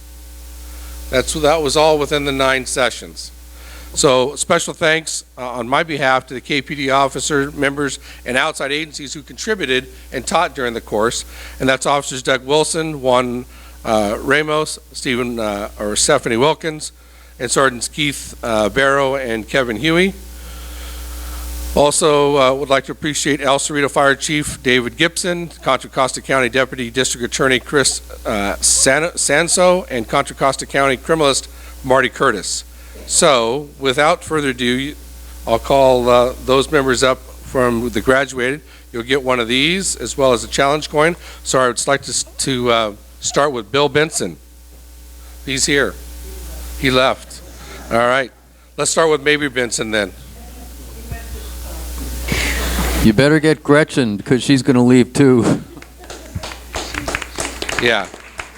So let's do Gretchen Gillifin.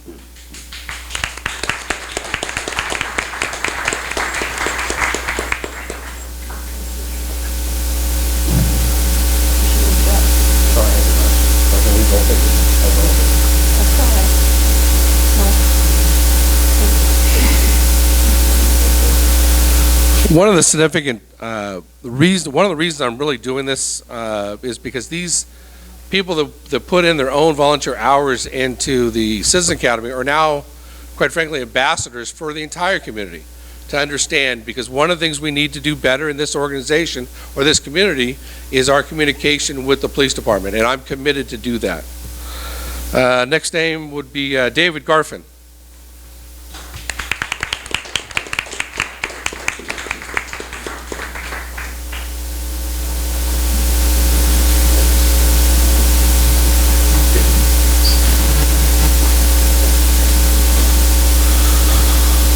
Katie Cluck.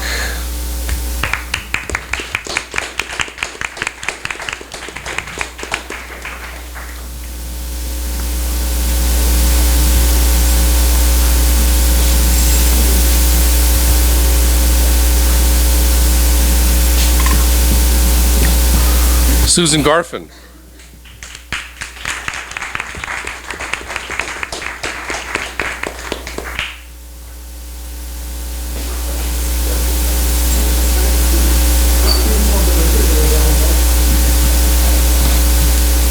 And I don't see Peter here. Is Peter here?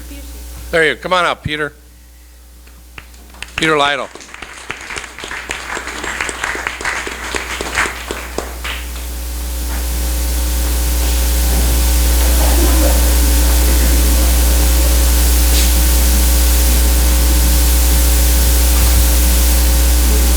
And Mr. Jim Watt.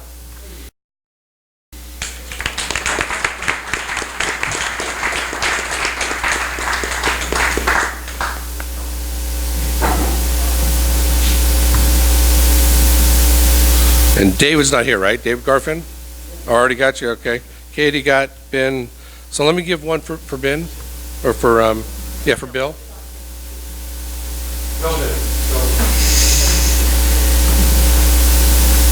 I knew it was a short one. So real quickly then, is there anyone from the Citizen Academy that wanted to say a few words?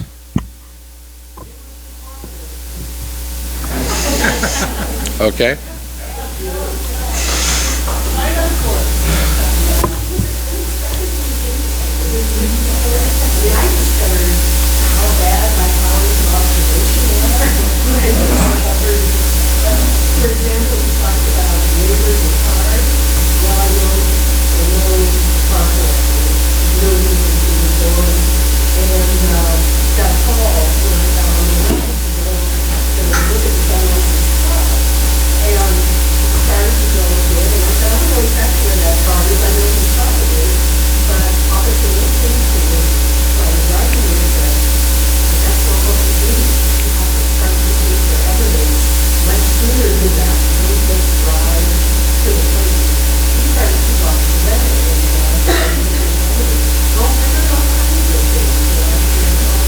Well, good.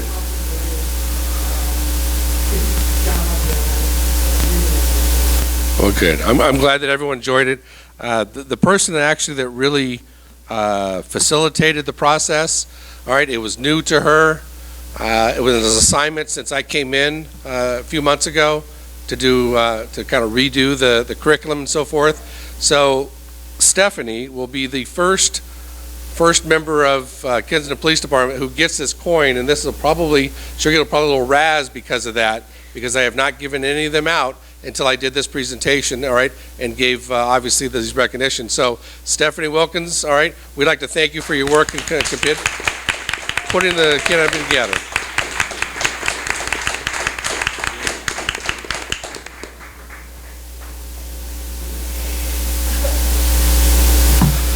All right. It's been my pleasure to present this item. Thank you, Mr. President. Thank you, and thank you, all of you who participated in the Citizens Academy. My pleasure, Gretchen. Okay. Yeah, we might as well. Looks like we're going beyond 10, folks. So what else is new? So we'll do a little early. Do I have a motion that we go beyond 10 o'clock and proceed until we're finished? So moved. I'll second it. All in favor? Aye. Any opposed? Okay, the motion passes. Folks near the heater unfortunately voted for it. Okay, so we sort of interrupted I think what was the almost final discussion of the actuarial issue. Mr. Doro, please come up to the podium. Just one more public comment on the actuarial report.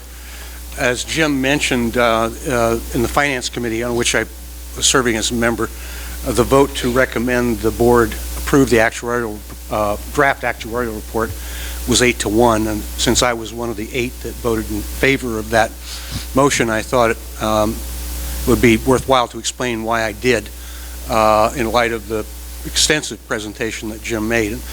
He made a lot of good points, but my rationale for voting to recommend that you approve it was this.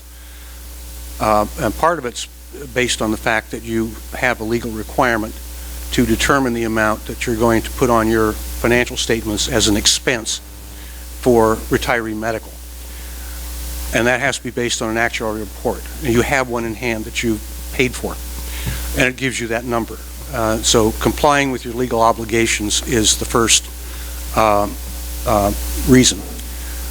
Now, the number may not be wrong. In fact, based on my 24-plus years in the insurance business, in which I spent a great deal of time working with actuaries in both casualty actuarial science and life and retirement actuarial science, in my experience, actuaries are almost always wrong because they're trying to predict the future and nobody can.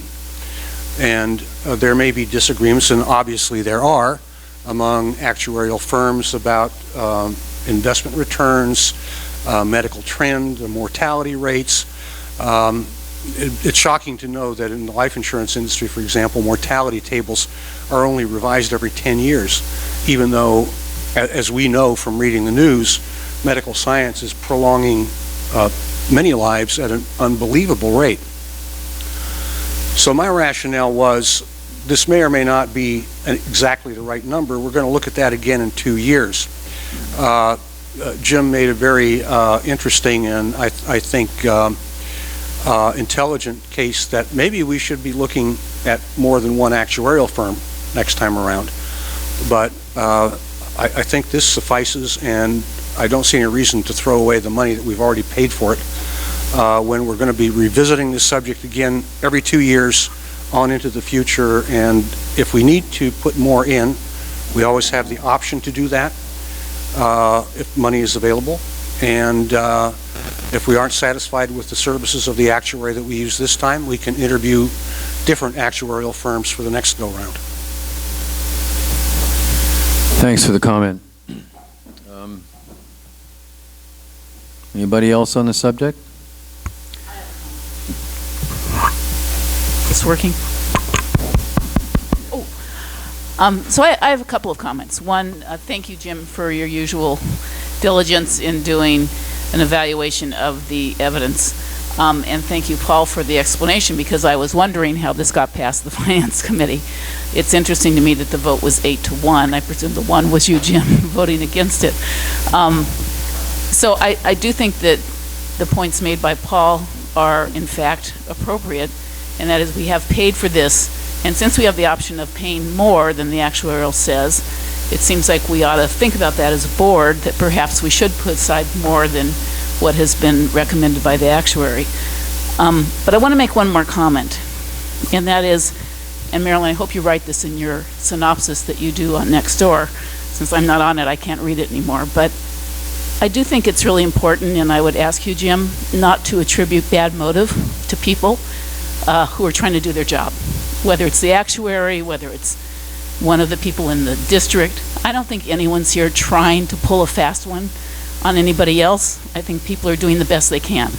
And if the actuary we hired is not the appropriate one, and I think you've raised sufficient cause for us to, or sufficient reason for us to look at that, we ought to take a look at that. But I don't think we should be attributing bad motive, bad intent, some kind of deceitful behavior on the part of anyone, because we don't know that, and it doesn't serve any purpose. So other than that, I thank you for your comments, because I thought they were very well stated, I thought they were cogent, and I do think you've raised sufficient issue, and I think Paul would probably agree with that as well, based on his comment, that maybe it's time to look for a different actuary, or maybe get more than one actuarial report.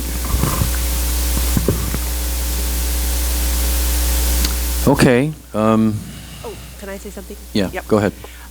So I think that we've had a 3-year contract with total compensation. This fulfills our 3-year contract, the conclusion of this study. So as a document, of course, the actuarial study, the mathematics are correct. As Adam has stated, they assume a 4% discount rate. They show what happens. But what happens for us, of course, is it's a dynamic document. We make decisions based on this. And given the fact that when you start with faulty premise, you don't have the ability to reach a good conclusion, I'm very uncomfortable approving an actuarial study for which I would make decisions on for the next 2 years, because those could be incorrect. We could decide to contribute more. I think that's a possibility, but then what are those numbers? So given that the mortality rates are not correct, when that is a huge assumption, we're basing so many of our decisions on longevity of our retirees, which is wonderful that it's all improving for most of us, our lifespans, and the fact that the discount rate and the medical rates make me uncomfortable personally. So Randy, what is our legal obligation in terms of, and given the fact that the GASP 45, it's my understanding as well that we need to include implicit subsidies. So if we were to go out again for another actuarial, what does it do in terms of the law? Do we need to have this done before the close of the fiscal year? What we do? You know, I'd actually have to go look at that unless Adam knows off the top of his head what the timing is. I know that it needs to be included. I think as somebody's indicated, it's part of the financial statement, and so if the timing on that is that needs to be done within a particular time period. I don't believe we have to include this one in the year that we've already done the budget based on the prior one. My belief is that, I don't know what the law is, but we definitely want this document by March or April to be able to do a new budget. And that's really going to be essential at that point. And so I'm a little uncomfortable. I know that would be quite a rush, but well, I guess no matter what happens, we'll probably be making some assumptions based on this document, but I'm uncomfortable with approving it as a done deal and then letting it live for 2 years. That'll be 2018, and I can't leave that. Is there a reason why we can only do it every 2 years? That's a legal requirement. I know, but couldn't we do it next year? We could do it again next year. Is it There is a costly? cost I don't know associated what with the it. cost is. There is a cost, so we could do it and ask a new actuarial to conduct one if we wanted to. There's nothing prohibited us from doing it every year if we wanted to.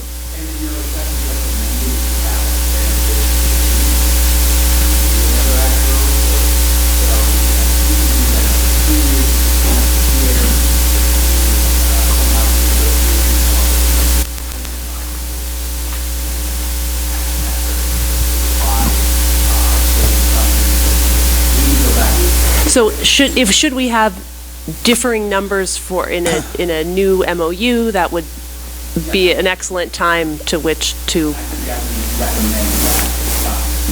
Okay. Can we hear from Director I'm sorry, go ahead. Okay, I'll speak quickly. I mean, I want to be careful to not jump to conclusions. This was presented to a finance committee of 9 people. 8 of them voted yes, 1 of them voted no.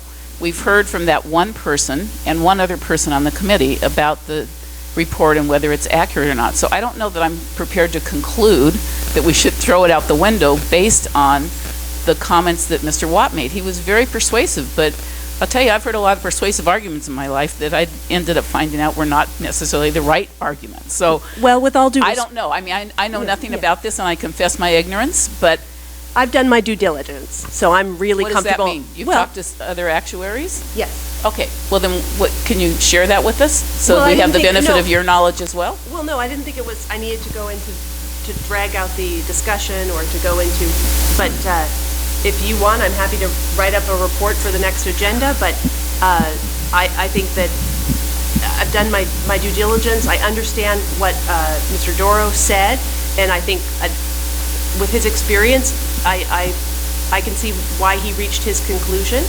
I'm just not comfortable from my position coming to that same conclusion. All right, could we hear from Director Nagel, please? Yeah, I just wanted to report on what happened at the fire district meeting. By the way, my name is Larry Nagel, and I'm one of the directors of the Kensington Fire Protection District. Last night at our board meeting, we went over an actuarial report prepared by Nicolay, who I understand is a more conservative, used a more conservative set of assumptions. And I applaud the fact that board members are a little concerned about this because it knocked my socks off, actually. The actuarial report came back with a 13% increase in the amount of money we should set aside for medical expenses for our retirees. Now, mind you, we don't have anywhere near as many retirees, and we have no active employees, so it's probably not apples and oranges, but we went from a position, last night we found out we were in a position for, instead of being $200,000 overfunded in our medical care, we were $26,000 underfunded and actually had to take money. That's a 13% increase. So if you're seeing the same numbers, 13% of whatever your health care set aside is, it's probably a fairly large number to be concerned about. And so I think you should very seriously look at the assumptions that were made. The thing that contributed the most to that 13% increase was the fact that we're all living longer. And they factored in a new number for mortality rate, and that explains 11% of the 13% increase. So these numbers, a large amount of cash in your reserves is dependent upon a very small fluctuation in a percent in something that you don't even realize. It's definitely a shocker. Thank you. I have a question, Randy, for you.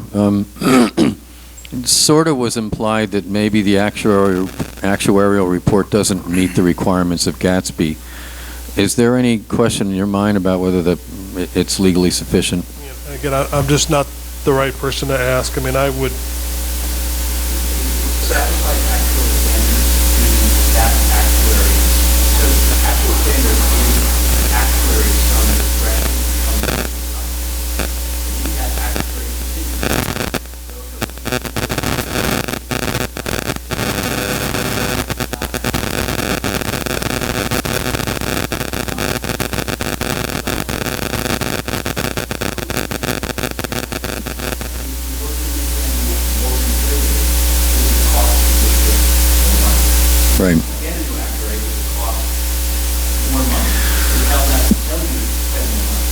All right. I guess I'm not getting, I mean, I understand your point, Mr. Watt. And I'm not getting really why we can't accept the actuarial report as written for now, for this year. Maybe it would be a good idea to do another one next year. And we can have a discussion about whether we need to add to those assumptions. I mean, we can, you know, the bottom line is the money we put into these trusts, not what the words say. So if we can get good advice on, you know, what would be prudent to put into these funds over and above what the actuarial report says we need to, and we get some sort of consensus on that, we can do that. I don't understand what's wrong with doing that. And that was part of the 8-to-1 vote as well. That we, you know, we can always decide to add more, but we don't necessarily need to lock ourselves in. Go ahead. I would just like to add to the comment about the fire board. Yeah, about the fire board meeting, which I also went to last night. It is true that Nicolay, over a 2-year time frame, has told the fire board that they need to increase their contributions by, what was it, $200,000, as I recall, as a result of the changes in the medical trend rate, that sort of thing. By comparison, I just want to show you the comparisons here. By comparison, if you go back and look at the 2013 valuation report done by our TCS consultant, you will see that he said that our ARC, which is our OPEB cost, should be $188,000. What is he saying our ARC should be today? You know what it is, Deborah. It's $174. We are actually dropping the amount of contribution that he's telling us we should drop the amount of contribution that we're supposed to contribute to. I find this totally unintelligible. How it is that we can go with increased longevity with our officers, a new implicit rate subsidy that is supposed to be put in these reports, and come up with a lower figure. It makes absolutely no sense. Well, I'm just not crazy about spending more money for another actuarial report now when we can always add to what the sort of minimum stated was in the one we have now. We don't have a ton of money, and I don't really see the benefit we gain by spending more money to get a new actuarial report when we can, you know, make reasonable calculations ourselves about what more we need to add, if we need to. How do you make reasonable calculations then, Len? I mean, I'm sorry, what? Go ahead. How do you make reasonable calculations? I mean, I throw out a number, Pat throws out a number. I mean, that doesn't, we are not certified actuaries either. You know, I work with actuaries too. There's nothing magic about it. I mean, you know, Mr. Benson could come up with some reasonable assumptions. We've heard a range.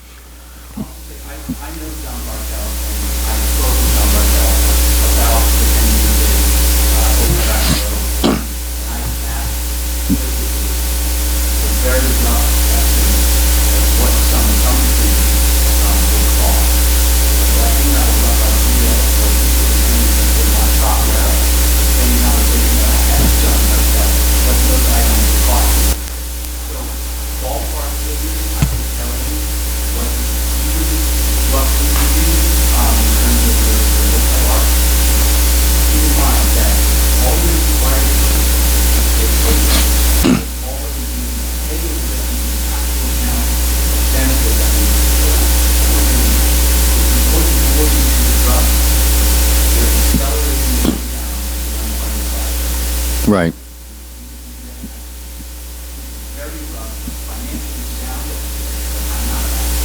Understood.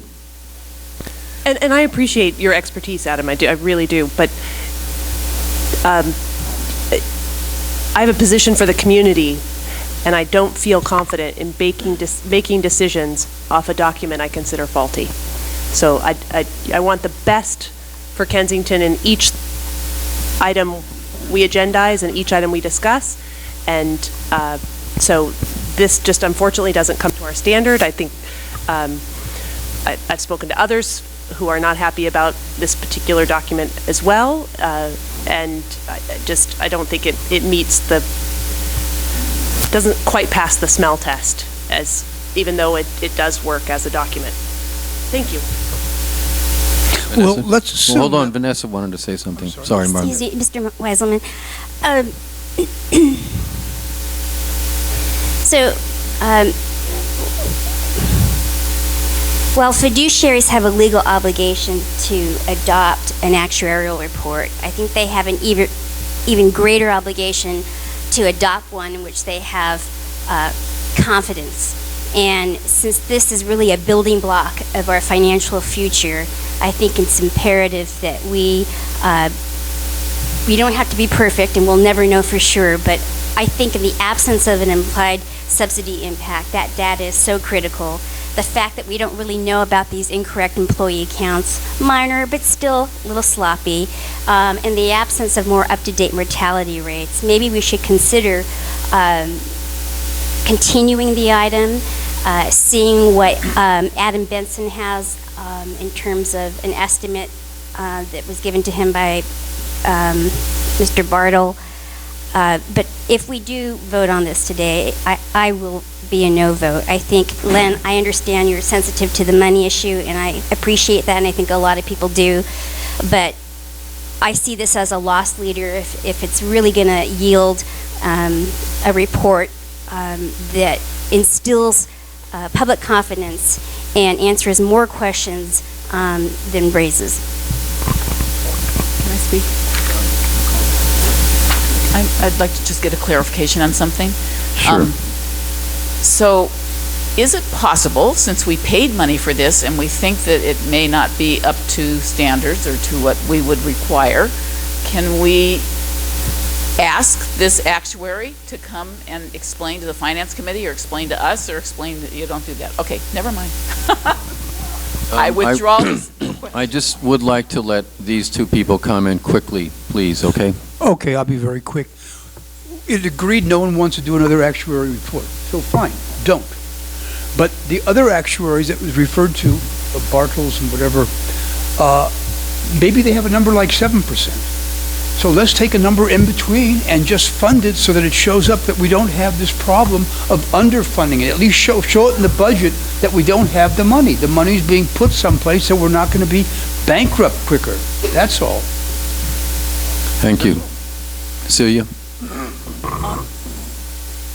When the budget was put together, there was a figure of $6,500 for recruiting new staff. And I questioned that, and I think that maybe Jim Watt questioned that as well.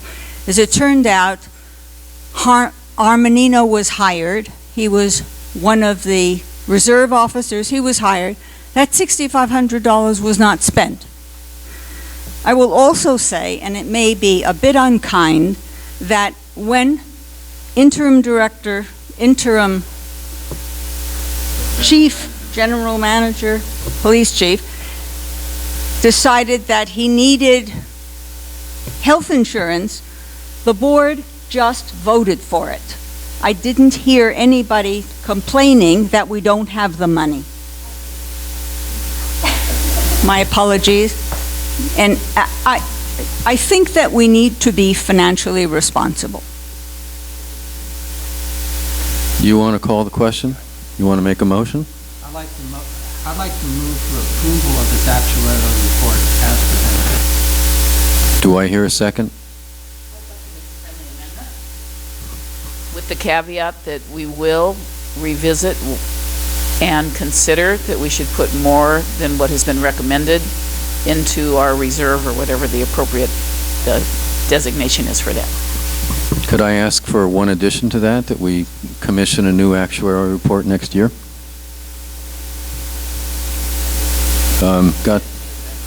Okay, let's make that separate. All right, so Lynn, could you read back the motion, please? Director Toombs moved to accept the report as presented. Director Gillette added the caveat that that the board would revisit and consider adding more to the account. Okay.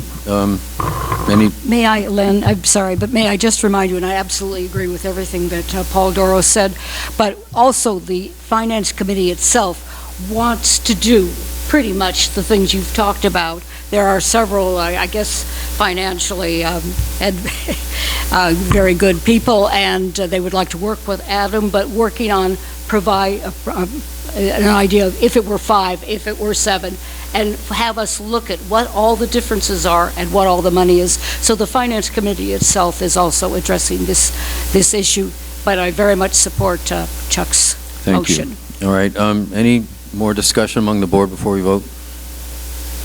All right, I think, Lynn, maybe you should take a roll call. Director Cordova? No.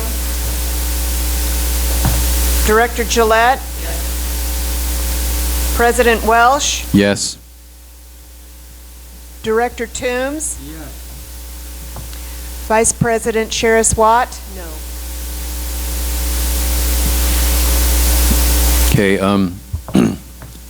I would like to make a second motion that we consider, I don't know, maybe put it on the agenda for next meeting or soon, doing a new actuarial report for next year with a different firm. I'd like to raise something here. Gloria, can you folks hear me okay? I'm sorry. My microphone is defective like a lot of other things. I'm doing the best I can. This is what I got. You don't want mine, you'll get a better. How's this? That's better. Okay. This one can go in the scrap heap. Adam and Lynn and I and Chief Hart had a conversation December 30th about just these issues, and one of the recommendations we made was to have the actuary rerun some numbers and then have orders of magnitude done by Adam. Adam's done a draft report on orders of magnitude and cost. They're nowhere near as horrific as people would think, but we still haven't asked the actuary to run new analysis with different numbers.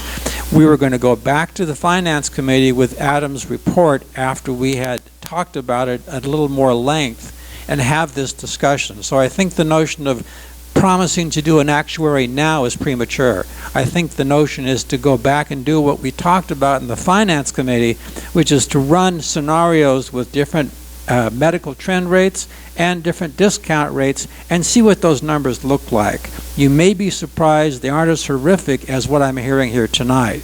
But before you start teeing up another actuary, let the Finance Committee do what it was asked to do, which is to look at alternative scenarios and then have an order of magnitude memo from Adam that makes sense. That's what we were talking about doing. I think that's a pretty good plan, and that was the 8-to-1 vote we took in December. Well, we can table my motion for now. Let's have that Finance Committee meeting, and we can consider it again. Okay? I think that's appropriate. All right. So, moving on to other business, we haven't even gotten to the... We're at 5, Mr. President. I'm sorry, what? We're at 5. No, we finished 5. I'm sorry, 6. Sorry.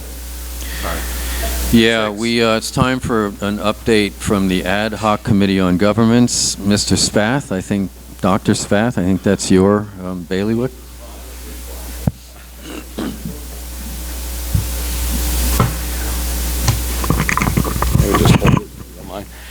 Dave Spath, the chair of the Ad Hoc Committee on Governance and Operations Structure. We had a meeting last week. We received, excuse me, work plans, draft work plans, and suggested timelines on 2 of the 3 tasks. The third work plan, unfortunately, the lead was injured over the Christmas holidays and wasn't able to get anything in. He has subsequently given me a synopsis of what he thinks would be a reasonable timeline. So you're talking about Rick Artis, right? Rick Artis. Yeah, right. He had a very serious injury over the holidays. It's very sad. He'll probably recover mostly from it. An injury with a saw in his hand. Anyway, right. Go ahead. So anyways, so we have 2 work plans that the committee took a brief look at that had some suggested timelines, and I say suggested because they're, I would say, somewhat crude in the sense that the subcommittees, which have now been populated with members of the committee, will take a look at and try to firm up. But I can say at least the projection from the leads would complete the work probably somewhere April or June as final reports. The most detailed one is what is called the bifurcation of the general manager and chief of police position, and the at least projected timeline, as Mabry has suggested, stealing my thunder. That's all right. You'll be a member of the committee shortly, Mabry. So, so anyways, that would be done with a report to the board by June. The contracting out of police services would project somewhere in the same vein, and the same probably with the consolidation. So it looks, at least as a starting point for discussion, that we are shooting close to a June deadline for all of that work. Of course, remembering that we need to have public forums and get input from the community as well, and trying to build that all into the timeline is going to be interesting, but hopefully it'll be done. There was an issue with regard to contracting services, and Mayberry again has summarized that fairly well, and that is that you may remember a couple meetings ago where there was an issue brought by Interim General Manager Hart about a contact from the Sheriff's Office, where the Sheriff misunderstood an inquiry on our part about sitting down and looking at costs of services. The Sheriff assumed that was an interest on the part of the board for a contract proposal, which it was not intended to be. But what it did suggest is that we probably should get something from the board, whether it be a letter or some type of authorization that we can take to these jurisdictions that basically says that this committee has the authority from the board to sit down or engage with, whether it's the Sheriff's Office or other communities or UC Berkeley or the East Bay Regional Park District, engage with them to talk about costs of services. Not asking for a bid, but just looking at our services as they are now and seeing what costs are of officers and other service elements. I think that would expedite the process, avoid questions from these jurisdictions as to what the intent is. I don't have a problem with that myself. I do have a question, though. It seems to me that there are some costs that we will bear just by virtue of making the transition, and I've heard some pretty wild estimates about how expensive that would be, and I have no way of knowing whether those are true or not. What are we planning to go to some sort of fiscal expert to tell us, you know, what the expensive transition would be in addition to the contract cost of whoever we might contract with? Well, that's something we will have to look at. We can glean some information, I would think, from that based on the sheriff's contracts that they've had with various jurisdictions, and maybe get some feel for when those jurisdictions entered into a contract with the sheriff and what those costs were. We have actually a couple of jurisdictions that have gone the other way and have terminated contracts with the sheriff. So, you know, we may be able to get or glean some information from that side of it. And we'll have to look at how we get information relative to that issue if we were looking at UC Berkeley or some of these other agencies. So it's a good question. I don't know the exact answer to it. Well, I'm just a little concerned that you're not, if you're going to UC Berkeley, they're not necessarily going to know what it costs another jurisdiction to contract for their services. You know, we have our own OPEB obligations. We have, you know, PERS obligations, and my understanding is they don't go away. Right. We owe a bill if we're going to make a transition, and that sounds like a conversation with CalPERS, assisted by a financial consultant, so that we know, no matter what the contract cost is, what is it going to cost us to make the transition? Well, one approach would be to talk to the fire district to see what their costs were when they left to, I will say left, but That might be a good start. Yeah. Right, but as you just mentioned previously, you still have obligations with regard to retirees. So in essence, there would be certain obligations, I would presume, both with retirees from the system. And the other question is, if officers were not maintained, that is hired by the new jurisdiction, then there would be an issue there as well as cost. You know, I don't know if Adam would be, I'm too bad he left, but I don't know if he'd be qualified to help with something. But we might, you might consider having a conversation with him and asking that question, how he would go about making that determination. Well, let me just say, I mean, the Contracting Services Subcommittee is just getting going, and we've already talked to the Contra County, one of the administrators, with regard to sheriff's costs. We had a meeting with LAFCO just the other day, looking at some issues associated with contracting, among other issues. So, and we have all the contracts that the sheriff's office has with jurisdictions with whom they contract, and we also have a reasonable understanding of what the sheriff will provide an unincorporated area outside of a contract for full police services. So there's a lot of elements that have to be looked at when you talk about police services and contracting them out.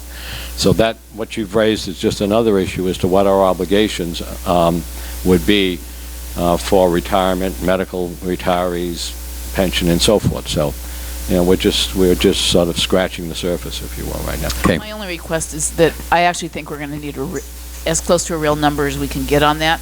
So I'd hate to rely on 20 years ago information or anything. If we can get, and I think that's what you're saying, let's get a realistic number of what that cost might be. Well, that's going to be our base cost, right? Anything that any deal we enter into with another jurisdiction is going to be an additional cost, the cost of getting the new service, but there's going to be a base cost of getting out of the situation we're in now and getting into that new service. And so I think Adam might be a good start. Well, I'm sorry. Go ahead. I think any scenario, any of our options are going to have hidden costs. And I think that when the wonderful thing will be presenting your data, I mean, at least initially and hopefully in these forums, and that we get all these smart people in the room that say, well, wait a minute, but what about X? What about the insurance? What about this? What about that? And if we've missed anything or forgotten anything or need fresher information, that we can, at that point, go to it. Because I think that there'll be things that will surprise us with every option that we won't have anticipated. Oh, that's going to, X is going to do Y. So I think that's true. I'm not going to worry about, I think yet, Len, I think we're good with, moving forward and letting them kind of. Well, I think we're going to have to identify where we need consultation to start out with. Right. I guess you could take this, at least as far as I'm concerned, as a director, from one board member that would like to have that cost identified pretty specifically, because I don't think it's a hidden cost. I think it's a real cost. All right. No, I agree with you. My only point with regard to the fire district is that would be at least an example of what the obligations were. I'm not suggesting we take their numbers by any means. Certainly it wouldn't be appropriate to do that. Neighbor, you're itching to say. Yeah, I'm itching to say something. You have valid concerns, but you realize you're asking a volunteer committee who this isn't necessarily their field of expertise to provide an expert opinion on costs. No, I'm saying I think we need a consultant to help us with that issue. Well, okay, And I was that's not the suggesting way I starting heard it. with Yes, Adam. a consultant, and that costs money.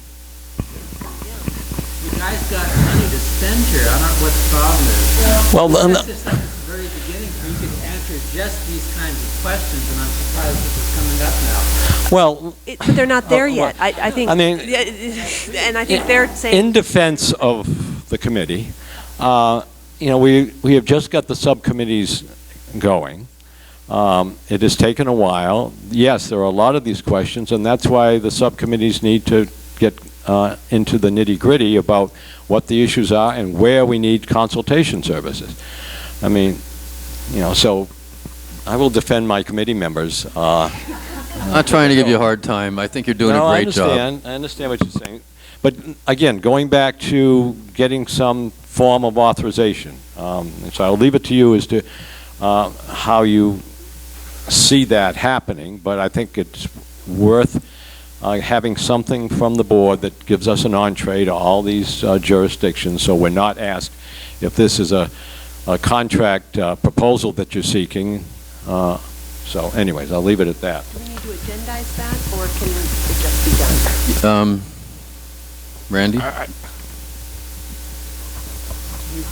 sorry, David, but repeat precisely what it was you're wanting from the board. He's looking for a letter from the board basically authorizing his committee or him on behalf of his committee to engage in dialogue with different jurisdictions about what the costs might be if we were going to contract out. It seems to me that's part of the, I mean, that's kind of inherent in the charge that the committee was given. So, I mean, if you as the president want to sign such a letter that memorializes what the understanding was, I think that's fine. Okay, do you want to draft a little something up and email to me, Dave? Okay, I'll have the subcommittee lead do that, and we'll have it to you.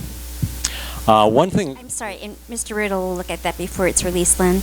I'm sorry, what? And Mr. Riddle will look at what you're drafting. Absolutely. I don't... Thank you. One issue with regard to the subcommittee, I heard from some residents who want to know how they can engage with the subcommittees, particularly since the subcommittees do not have regular meetings, regular noticed meetings. There are only 5 members, which we deliberately made so there wouldn't be a quorum, so that we could meet on an ongoing basis. But the subcommittees will be updating the committee on a regular basis at each meeting. So I would urge members of the public who want to provide comments or documents, and we've already received some documents from people, that they come to those meetings and engage, and those documents will go into the record, and as will the comments. And they can send comments and documents to me through the Gmail account that I have. It's listed on the web page. So I think there's ample opportunity for the public to participate. And I shall say we have about a dozen individuals who show up every time, and I appreciate their attendance. In terms of number, or appreciate your attendance? Well, all right. I'm giving the community a little... I want to say that actually you're doing just a stellar job as chairman. It's actually, I learn a lot from watching you sort of navigate all these diverse interests, and you should be an arbitrator or mediator in your second act, because you're just really good at it, and I'm quite impressed. Well, thank you, but I have no other desire to have a new career, frankly.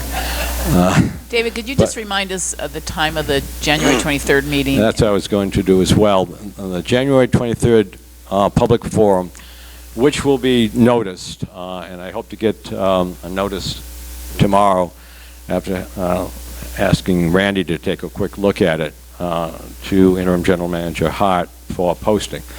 That's on the 23rd, this coming Saturday, a week from Saturday, I should say. It'll start at 9:30 with coffee and some refreshments and some small talk, hopefully. And then it'll start at 10, and it'll go to 12. And there will be ample time for public comment as well for the meeting. So we look forward to people coming, and hopefully we'll have a pretty sizable crowd. We're also not only going to have it posted as a meeting, but we're hoping to be able to use some of the emails from KPOA and KIC to disseminate the notice as well.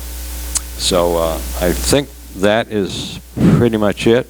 So if you have any more questions, or if there's any comments, maybe you...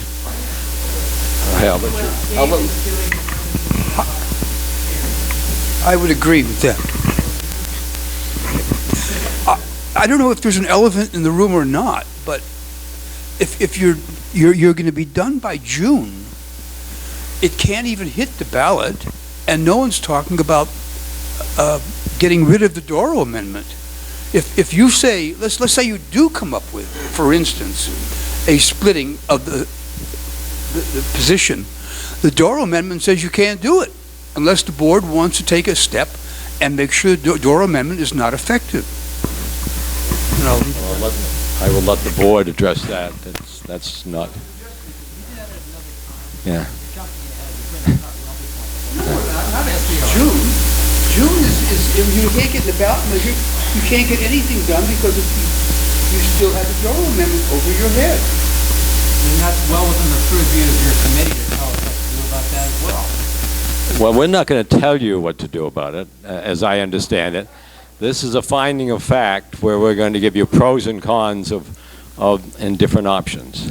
And we've had a legal opinion, so I think we're moving forward based on Mr. Riddle's opinion. Yeah, and it was pretty strongly, as I remember, that it was not a lawful statement of law. Well, let me just clarify. The Doral Amendment has to do with contracting of services, right? Now, it doesn't have anything to do with the general manager, chief of police position per se. I understand what you're saying, though. If you contract out, then maybe you wouldn't need a general manager, or you would need a general manager, but maybe not chief of police, obviously. So there is a connection there, but still, that's an issue of finding a fact that we're going to be doing on both the bifurcation and the contracting out, and I understand the connectivity. So one quick item before Mr. Spath leaves the podium, and that is that it sounds like the committee has asked that emails or postings or documents that the committee or committee members have received from the community be posted under his drop-down menu. And he has submitted some documents to me to upload into the website. So I have not done that as of yet. I mean, only submitted it 2 days ago. But I just want to clarify, make sure that the board understands that that'll take place if that's what you want, and that will be any documents that committee receives without. Maybe Mr. Spath, you can describe it better than I can. Well, there has been requests made because we've been receiving documents for the most part. I mean, some have been questions, but what I'm really talking about is documents that we've received from the public on issues relevant to the committee's work. And I don't intend to put documents up or emails where someone is ranting or raving about something. I don't think that's appropriate. So, but the question was, would the committee put up documents that it has received from community members relevant to the different issues that we're looking at? And I thought that was a fair thing to do. And so I've asked that we have a public documents folder that would drop down from the web page, as we already have committee documents, the agendas, and the recordings. And so personally, I didn't see a problem with that, as long as they're relevant documents to the points that we're looking at. And so, I will take, if there is a question with regard to the issue, then I will take that to the committee and have them decide whether it's appropriate to put it up or not. And part of the discussion was the fact that the board had not seen them or won't see them unless they go online.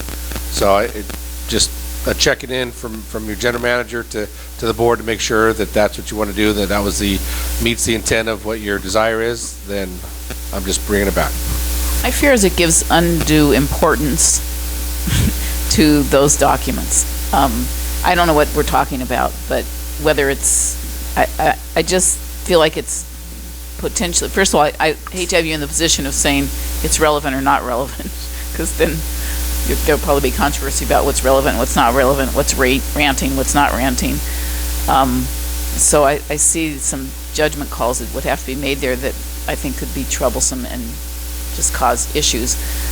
On the other hand, I'm not sure it really matters because I don't know how many people are going to go look at it. Well, I'll just say, those same documents can be submitted at a meeting they were holding, and it could be read into the record for that matter, and we have the recordings, and they would be up there for everybody to hear. So, I mean, Yes. David, what you guys are really doing, can you guys hear me on this, okay?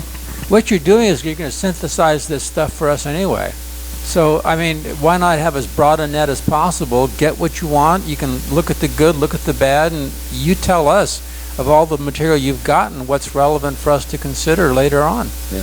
Well, That's kind of within your purview. I'll give you a couple examples, Ms. Oh, you don't have to do that. No, I think it's a problem. Ms. Dolan has submitted a research work that she did, which is relevant to our review, and Jim Watt, his report, we've also put up there, the revision. So I think those are... Well, I say let's give it a chance unless it gets unwieldy. And my only request is whatever is submitted, you look a critical eye over to make sure you think it's appropriate or not appropriate. I just don't want blind allegiance to what someone submits. I can submit some great stuff here, but I want you to take a look at it and you tell me if it's critically relevant or not. That's what you guys are supposed to be doing. Well, I agree. Good. We're on the same page. Right. Thank you. Well, come on up. We can't hear you otherwise. What's his name? That's Jim? Thank you. Yeah, I have to apologize because I haven't made those For the protracted record, Steve meetings. Bates. Oh, sorry, Steve Bates. Hi, Mom. One of the questions I have and a concern, and I can probably bring this up in the January Saturday meeting, I suppose. Why? I don't like the camera. We always talk about what happened with the fire department and the merge and all that, and I see them completely different. There's some things that you can glean out of it, but my biggest question is, when you're talking about sheriff's departments, UC Berkeley, which would be ridiculous, sorry, editorial, what you end up doing is, the sheriff's department is run by supervisors that we elect, that we as a county members elect.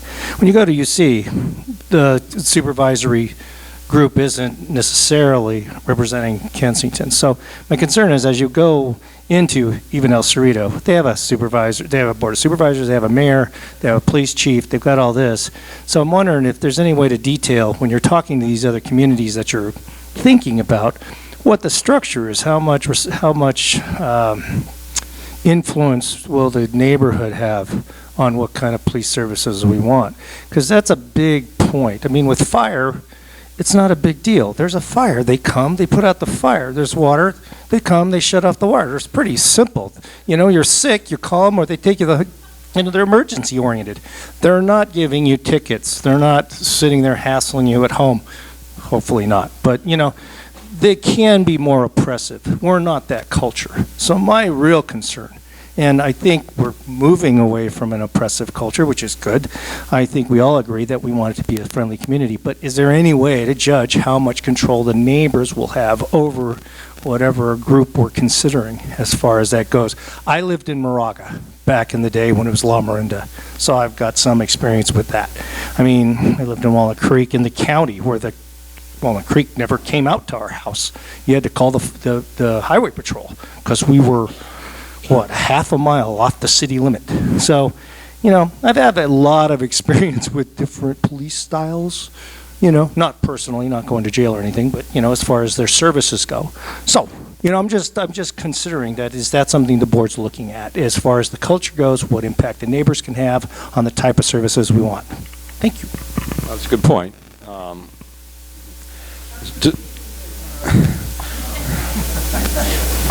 Well, let me just start out by saying, if you look at the process framework, the board has asked us to broaden our perspective as to the different agencies that we would look at, including East Bay Regional Park District and UC Berkeley. That's in the framework. So, well, the number and types of agencies is broad. Now, your point's well taken as to, let's say UC Berkeley. Do they have experience in community policing at all? Because they are strictly a police force dealing with the university system and nothing more. So that's, I think, a very relevant question. We can get some experience with regard to the sheriff because they have a number of contracts with jurisdictions in Costa County, and we do intend to sit down with those jurisdictions to find out, you know, how they feel about the police services they're getting and how much control do they have over it. And there's a couple, Oakley being one, San Ramon being another, who have actually taken back their police services from the sheriff. So that would be an interesting discussion as well. So I take your point, and it's a very relevant point. Quick clarification, UC Berkeley actually does contract out. I know at minimum they provide bomb services for Marin County. So they do contract out with certain municipalities. So bomb disposal. No, I mean, my only point was, yeah, that, sorry, I'm not trying to criticize. No, I know you're not. I mean, let me just say it would be one thing to contract out for bomb services, be another to contract out for, community policing. So. Okay, well, I think we're done with about this. done. David, one quick thing on the documents that you're going to be putting up, just maybe we can just chat about that a little bit offline. I think we want to be careful about personal identifiers on those documents if people aren't necessarily aware that they're going to go up in a public place. And also maybe just chat a little bit about some objective criteria about what goes up and what doesn't. Sure. But we could talk about that offline. Yeah, that's a good point. Yeah, someone has requested a nature break. So let's do it. Pat, do you think I could just make my related appointment of Mrs. Benson to the ad hoc since we're on this? Sure. Okay. Let's approve. I promise it'll be speedy. So Okay, let's do that. just for clarity, we're moving to 9A. 9A. We're jumping all over the place here. Okay, this will take 1 minute. Item 9A, Ms. Mickey Tull has tendered her resignation. She will be available to participate in other ways, but at this time is going to move on, and I thank her for her service. I am recommending to the board that it appoints Mrs. Mabry Benson. The good news about this appointment is that Mrs. Benson has attended every single ad hoc meeting, so she is well poised to hit the ground running. The bad news, of course, is that her appointment cuts public attendance by 1/3. But I'm willing to live with that, the sacrifices we make. So I move that we appoint Mabry Benson to the Ad Hoc Committee on Governance. I second the motion. Any discussion? All in favor? Aye. Any opposed? Motion passes. Thank you very much. And we're on a 5-minute break now, folks.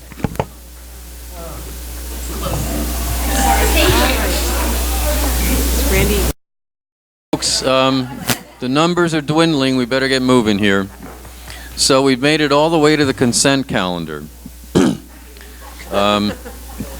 Is there anybody who would like to linger over one of the elements on the consent calendar before we consider adopting it? We're going to actually talk about the mid-year budget report, and most of my questions can go to that. Oh, I'm terribly sorry. Did you switch mics on me again? You gave me the bad one.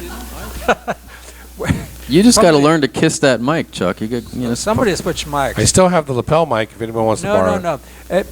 Here, I'll Being very clear, my only comment was on the interim budget stuff, and we're going to be talking about that as a separate agenda item, so there's nothing else I wanted to pull. Okay. All right. Anybody else? Okay, well then do I have a motion to adopt the consent calendar? I so move. I second it. All in favor? Aye. Aye. Any opposed? Motion passes. Woohoo!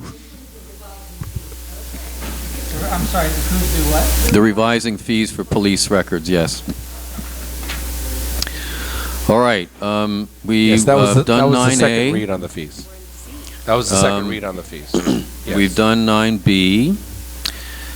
We need to go into 9C, a little bit of an explanation about the separation of the general manager, chief of police positions. Good evening. So we were asked to issue an opinion about whether it was unlawful for the district to have the same individual serve as both as general manager and chief of police.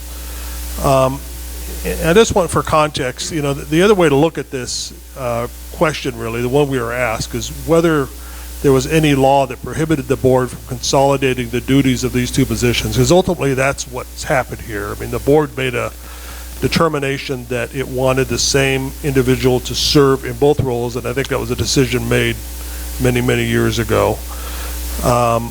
And so the question is, is that determination lawful? Can you have the same person serve in both positions? And, normally this incompatible duty issue comes up if you have someone who's already holding a position, and the question is, can they also take on another position? So you're currently a police officer, and the question is, may you now run and be on the city council as well?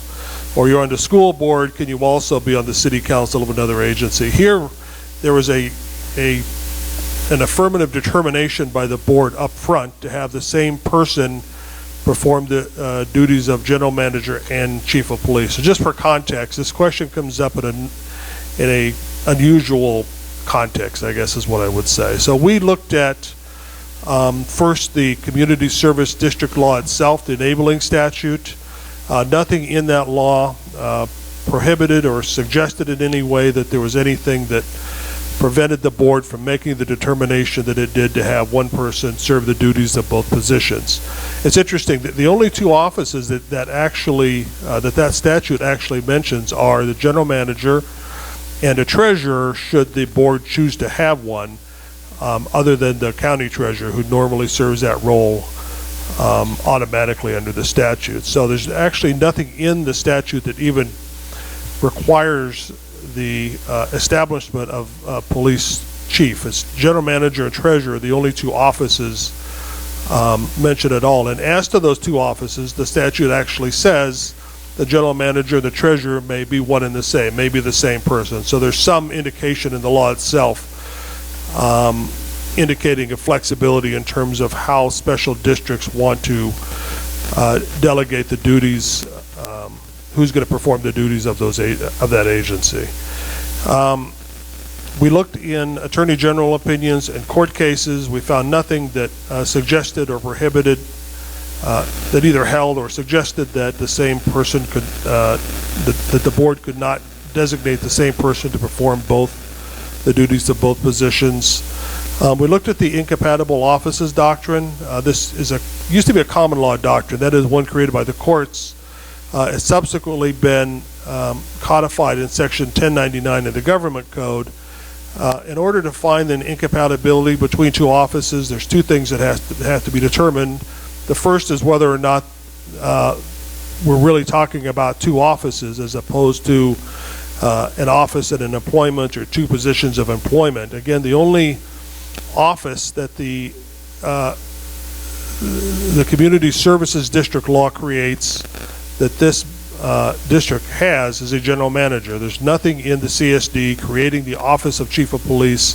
That's an office that this board many years ago determined would exist and would be combined with the general manager's office. So at the outset, the first requirement of incompatibility office is not present, because in fact we're not talking about two offices. We're talking about the office of general manager and the position of chief of police, which is not by under the CSD law designated to be an office. We also ultimately determined there's no incompatibility here, and again, in some sense it's almost definitional or a fiction to suggest there are two offices, or that there's some incompatibility, when in fact this board has made a determination that it wants the same individual to perform those two duties. Again, this is not a situation where you have a position that has been previously created, one person is holding that position and now wants to also hold a second position, a separate position that's been created by that body. Here, the board has simply made a determination that they want the duties of both positions to be performed by an individual, the same individual. We see no inherent incompatibility in that. Again, no cases that holds that or suggests that. And so we're have I would say a pretty high degree of confidence that we're a court to look at that issue. This is the conclusion it would reach. Again, we said in our opinion, and I'm obviously being very brief at this hour, our opinion is about 8 pages long. It's included on the packet. I think it's available on the website if people want to look into this more specifically. It's not beyond doubt, because there's not a specific case that specifically addresses this issue. But having carefully looked at this, it's our view, and again, we have a pretty high degree of confidence that were a court to look at this, it would conclude that the decision that the board has made to have the duties of police chief and general manager be performed by a single individual does not violate any state law. Thank you, Randy. Comment? David Bergen, I'm still him. Marilyn Stone had to leave. I believe she has to get to work very early in the morning, and asked me to read this for her. She has assured me that it's going to be 2 minutes. And she wishes this to be entered into the record, and I will give you the copy to save your hand. The law offices of Hanson Bridget and the Public Law Group refer to 3 principles when discussing the incompatibility of offices doctrine. I will be addressing one of these. HP states that it is incompatible when the following occurs. 1. Either of the offices may audit, overrule, remove members of, dismiss employees, or exercise supervisory powers over the other office or body. 2. Based on the powers and jurisdiction of the offices, there is a possibility for a significant clash of duties or loyalties between the offices. Clash meaning conflict, disagreement, to be at odds. 3. Public policy considerations make it improper for one person to hold both offices. While policies need to be in place for outside investigations, it does not absolve us of the dilemma of having one person performing 2 jobs that require 2 different management styles, paramilitary and business management, 2 sets of compelling loyalties, and questionable public policy considerations that should concern any tax-paying citizen. The combined position creates a conflict for the chief of police because the chief/GM has a clash of duties/loyalties, evident when he advocates for his staff in order to promote mutual loyalty, to want the best for his staff in terms of compensation, and to look out for and protect his staff from accusations and investigations, etc. This is in contrast to his general manager role, which is to manage the financial/budgetary priorities of the town and oversee all district staff. The general manager role requires looking at the bigger picture of the town's operations and needs, of which the police department is only a part. Now here is an example of how the clash of duties and loyalties gets played out with a board where the chief and the GM need to present at times competing arguments. The chief wants the police office painted, etc. for his staff, demonstrating his loyalty and concern for his staff's morale. The chief also wants a new car for himself and for his department, even though the budget is very tight. Now, on the other side, we have the GM responding recently to the public and to the board's strong request at these very meetings to buy and improve the audio system to directly benefit the residents at meetings. So the chief and GM have competing budget needs, clashing duties and loyalties, and what happened? Well, we all know the $30,000 car was approved for the police department and painting, etc., but we still do not have a sound system 1 year later, and a request for $20,000 from KCC was turned down to fund the audio system. This is just one instance where a clear clash of duties and loyalties make having in practice a combined position untenable and prevents the board from ensuring there is good financial management now and in the future. That was Marilyn Stolen's comment, which I tend to agree with. So I would second it. Could I just briefly respond to that? And I know she's not here to be on the other side. Well, before you do, I just want to say there is a difference between a legal opinion that says whether it's not lawful or not, and the business management decision about whether it's a good idea to have the positions separate. Oh, absolutely. So that's what that comment is going to. What is it wise for us to have the positions combined? Correct. Not is it legal? Go ahead, Randy. Yes, we all understand that Mr. Riddle's comment have to do with the legal, but I think a lot of people in the community feel that whether or not it's a legal appropriate They may well, and that's what the ad hoc, that's one of the issues the ad hoc committee is Right. dealing with. So let's let that process And play that's out. what Marilyn would like to say. Okay, thank you. Thank you. And Randy, the do you only want thing to I say want to something? add to that kind of largely addresses what I was going to say, but, you know, as the general manager and/or as the police chief, Mr. Hart here would have a single duty of loyalty, and that's to the district. He doesn't have a legal duty of loyalty to any other agency or person other than the district itself. You know, again, the situation is different if you're talking about someone who's currently on a city council and wants to know whether he can also be on the Board of Education. There you can run into conflicting duties of loyalty because there's two different agencies who ultimately you may be required to serve, and that's where that situation from a legal standpoint is likely to come up or can come up. Thank you. Okay, thank you very much. Comment? There are two issues that I'd like to ask you about. One is, if it were the fire chief, that's considered a public office, right? I'm getting this from your opinion. I believe that's the case. It depends if you're in if you look to state law and there's some state law that creates fire chief as an office, then that part of the requirement might be fulfilled. Here, the organic law that creates community service districts does not create police chief as an office within special districts. Does the... It's not. There's nothing in the law that says either a police chief even exists, much less that person is deemed to be an officer for the purposes of state law. Given the hour, I'm going to ask that you make a comment, Dr. Schwartzberg, and we not have an exchange. I just think we don't have time. That's up to the board how you want. Well... We're not here to question the legal opinion. If you have comments on the legal opinion, you're I'm not questioning the welcome. legal opinion. I'm just asking what the legal opinion means in some respects here. So, am I going to be allowed to ask this question? Ask the question, Leonard.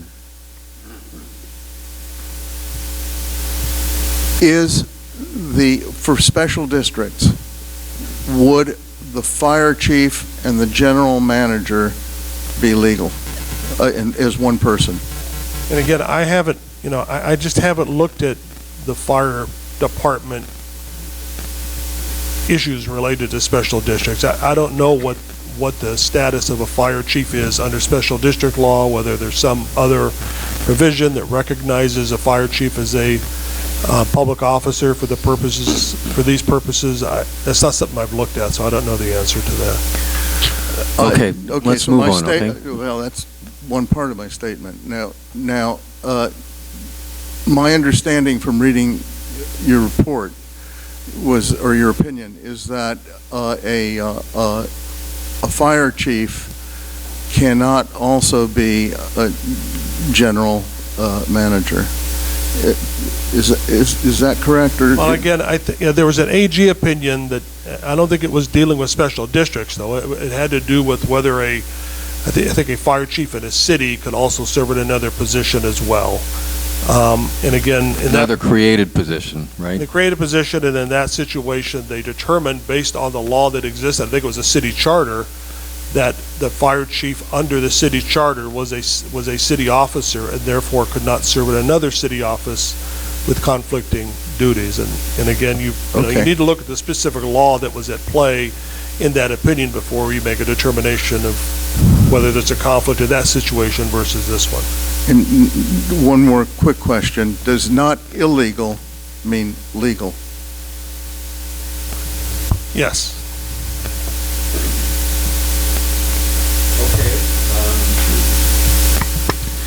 We move on now to 9D, presentation from Mr. Hart about the mid-year review of the budget.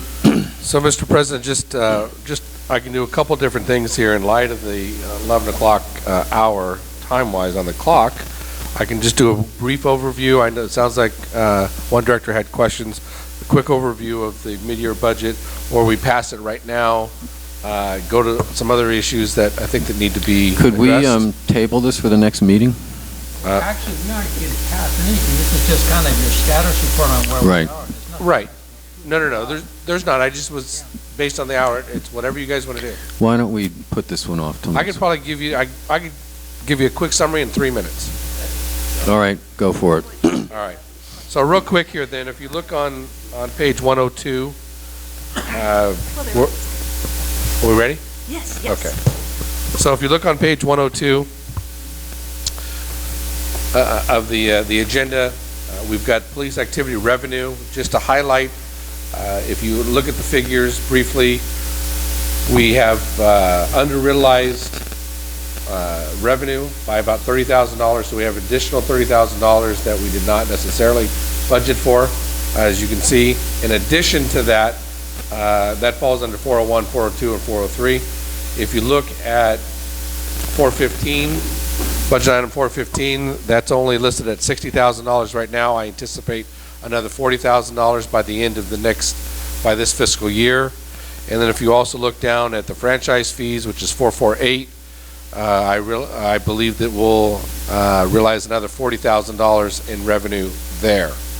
So on top of the 30, on top of the 40, and another 40, that kind of gives you just a snapshot of potential revenue that I anticipate, all right, through July or June 30th of 2016. Moving on quickly on page 103, just the 500, the 502, 504, and 506, and that includes the salary, all right, and additional compensation and overtime. We are essentially about, as of a snapshot for this first 6 months, we're about $7,000 less than what has been budgeted for. We are obviously slightly higher in overtime than what I'd like to be, but as everyone probably knows, we have a couple different injuries that have added overtime to more overtime than what I originally had wanted and or discussed early on in the budget cycle. Moving on, and I'll just go straight to the most important page, and that's page 108, I believe, where the bottom line, the budget-wise, right now, if you look at all the factors, the net income exceeds the yearly budget by about $140,000, and that does not include, obviously, the other revenue that I had talked about, but it also does not include some of the expenditures that we have not expended up to this point. So right now, I will tell you, I think that we're looking pretty good. I'm under the budget that I proposed so far, and I anticipate to be under budget at the end of the next fiscal year. That's kind of a very short, brief overview. The numbers are pretty clear. I'd also like to personally thank our district administrator for doing the footnotes. I think that added a lot to a better understanding of some variances, and we had one community member who did not speak tonight, who typically does, and talks about variances, and he's on the finance committee. But I do think I want to make sure that I publicly acknowledge the work that Lynn Walter had done on the footnotes, because I think it really adds a lot. Okay, thank you. All right, let's see. We move on to proposed resolution 2016-01. I'm sorry. I was just going to ask a few questions, but in the interest of time, they can really wait till the next time. Overall, I was very impressed with the footnoting as well, Lynn. Thanks very much for doing that, because it really makes it easy to look straight up and down at what we're doing. One question I will ask, on 449 district revenue, there's blank spaces in the year-to-date budget and the annual budget, and I was just curious. Looking at 449, I was just curious.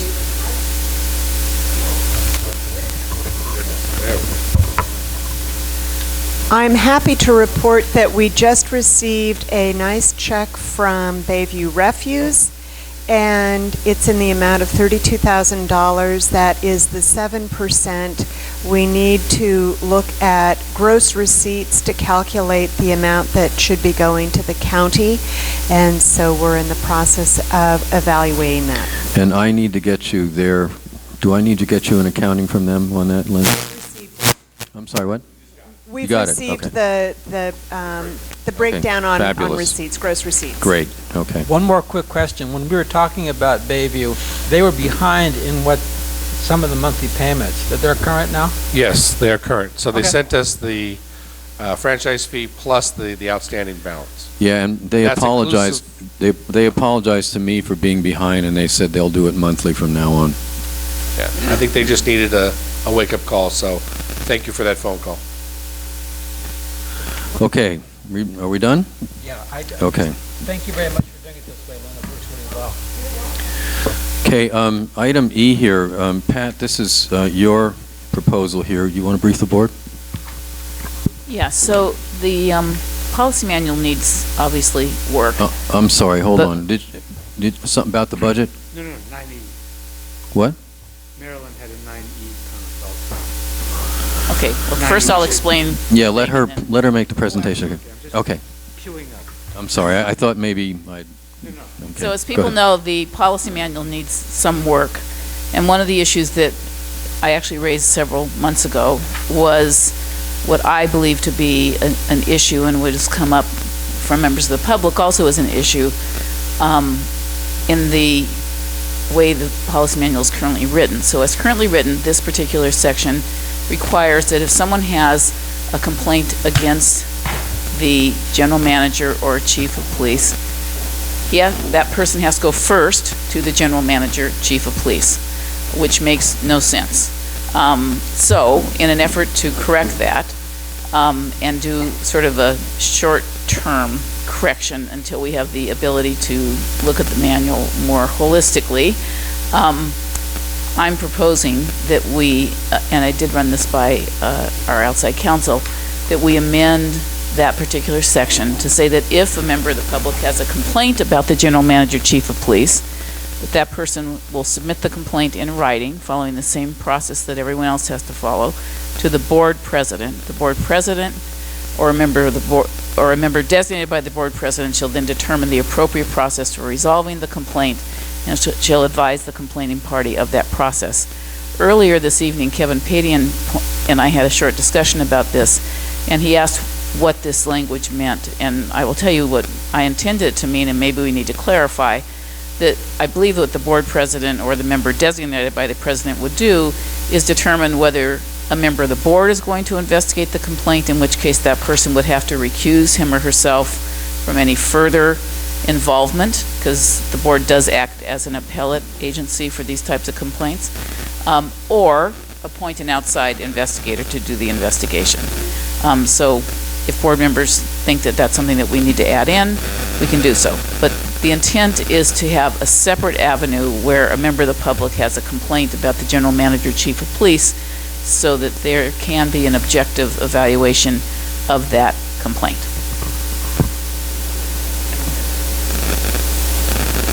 Go ahead. I'm still David Bergen, and I'm speaking again for Maryland for the same reason. And this is to be added to the record, and I will give Lynn a copy. This has to do with the ICOPGM HART's resolution for policy and procedures conflict of interest. There are no other community service districts with combined positions that are comparable to us. Of the 13 CSDs surveyed, many are gated high-end estates, retirement, or full-service communities. All of them have separate GM, COP. Excuse me, we don't need to hear this again, okay? Okay. This has been said. Why don't you submit her comment, okay? That's fine It's by not me. really relevant to the topic. Yeah, if she were here, I'm sure she would do the same thing. Thank you. I'm sorry, but it's getting very late, and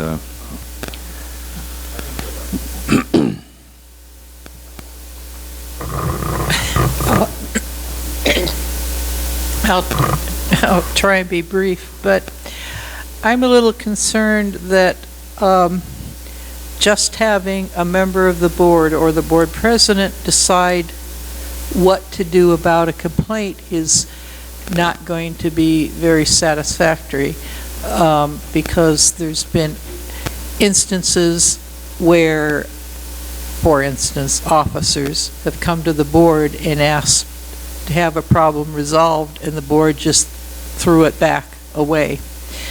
And Angela Escobar. Oh, okay. I'm concerned that there's not enough specificity in here. When you say should, I think you mean you should be saying shall. They shall establish an investigation rather than make it optional that an investigation should be performed. Thanks for the comment. Oh. Go ahead. I was going to say, thank you, Pat, for proposing this. I think it's a good, I know we're looking maybe for kind of a short-term fix to, but I like this. I think maybe we do need to add the extra language that you proposed tonight, but I think, as we put this on and then when the Policy and Procedures Committee, if they want to expand or change the language a little bit, but I like that, and I think that, I wonder though, do you want to do that 2 board members, or does that remove, so that we know that kind of, it does take some of the, then you're left with just 3 that essentially can vote, but then if that makes people more comfortable, I'm okay with 2 board members looking at an issue and deciding how they investigate. So just Yes, sorry. I was just going to add, I'd really like more meat on the bones to this, because when I read it, I thought the board president gets to decide how to handle the complaint, and I'm going, that's not quite what you mean, I'm sure. Like Mabry says, and I do agree with you, Mabry, on this one, that you... She's still I do agree with you on this, not on the other one, but on this. I really think we need a better process carved in some kind of fashion here that is objective and everybody knows what that board president's going to decide. And if it means conducting an investigation, I think, well, I would rather have an outside person do any investigation of any alleged complaint about the chief GM, the interim chief GM, only because the board members do need to act as a judge and jury, and if one's gone, we have a deadlock potential, and that's not what we want to do. I'd rather see a more thought-out process that is put in here that really does respect due process, but also gets an investigation done in a timely fashion and establishes who's going to do that investigation. I just looked at this and I thought that's kind of a carte blanche language, and I was just troubled by it. So, couple things. One, it is typical in corporate settings for complaints that are made about the CEO, for example, to be brought to the president of the board, and for the president of the board to determine how it will proceed, usually also to the general counsel. But we certainly could make it just the president of the board. It'll be brought to, we can certainly amend it and add meat onto it. I'm happy to take another look at it and bring it back with more meat on it. I think the object is to get a process in place sooner rather than later that makes some sense. Yeah, that would be 1,000 times better than what we have now, I'll tell you that much, what's been written. It certainly can be made better, I guess. So let's call this a first reading. Pat, if you'd like to take a... Oh, I'm sorry, you didn't raise your hand. Let me finish mine, though. I hope that we can see another shot at this for the next meeting. Go ahead, Vanessa.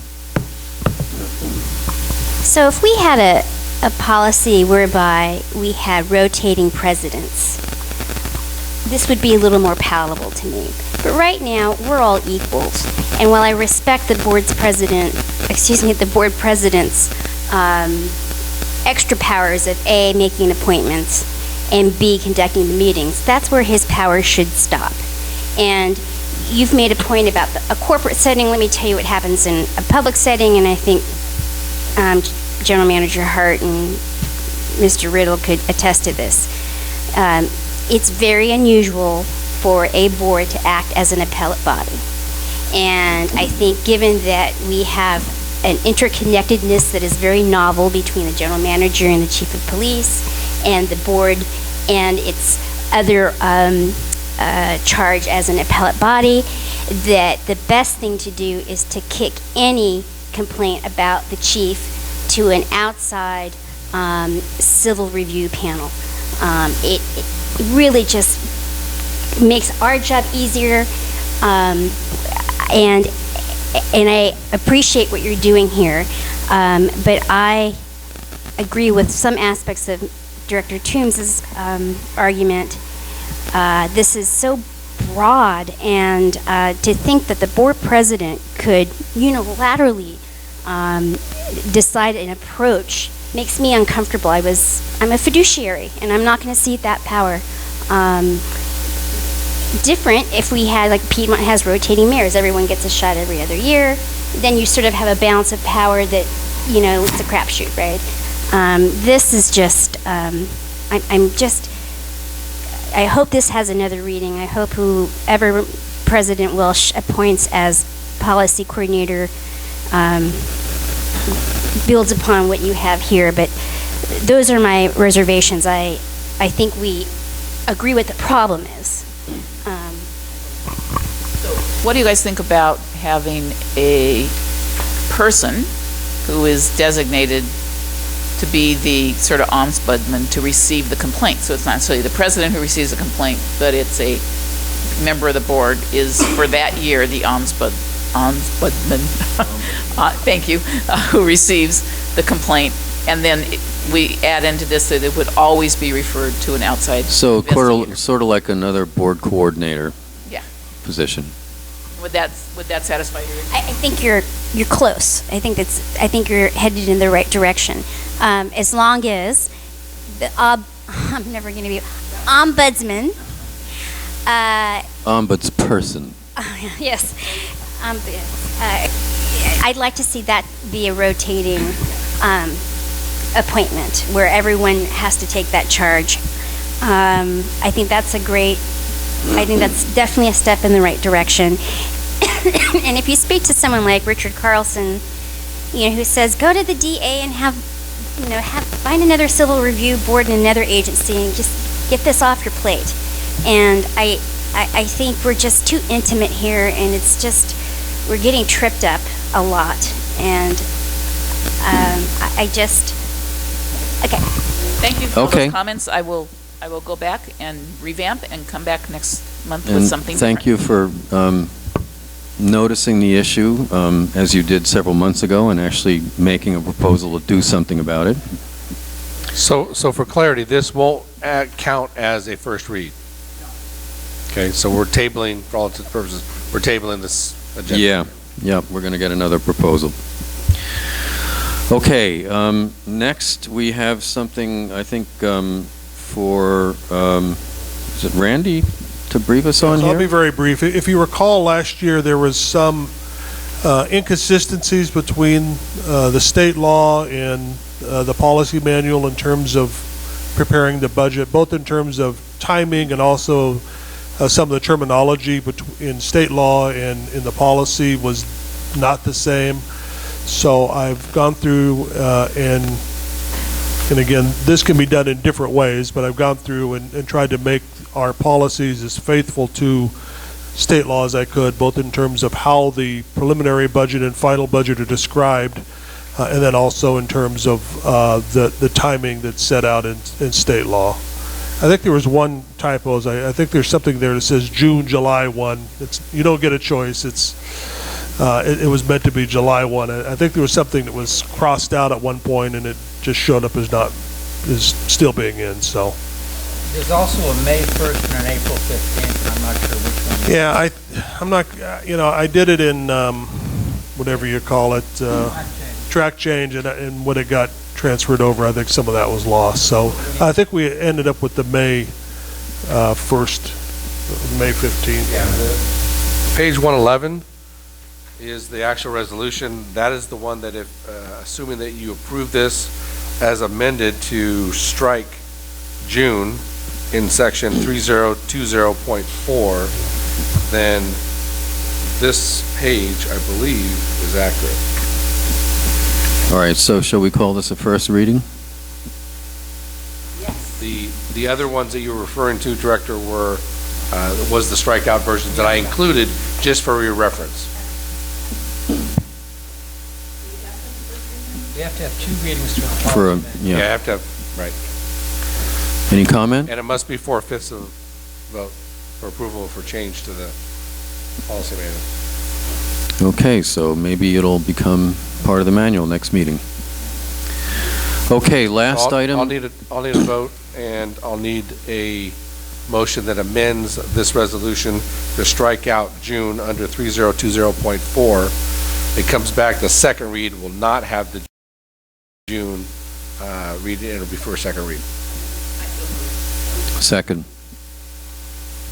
Got that, Lynn? Comment? All in favor? Aye. Any opposed? The motion passes. Yes, thank you. Okay, final agenda item, appointments. So we have 3 standing committees. One is finance. I pretty much want to stick with what we have got now. I'm the chair of that. I'd like Chuck to continue on as vice chair if he's willing.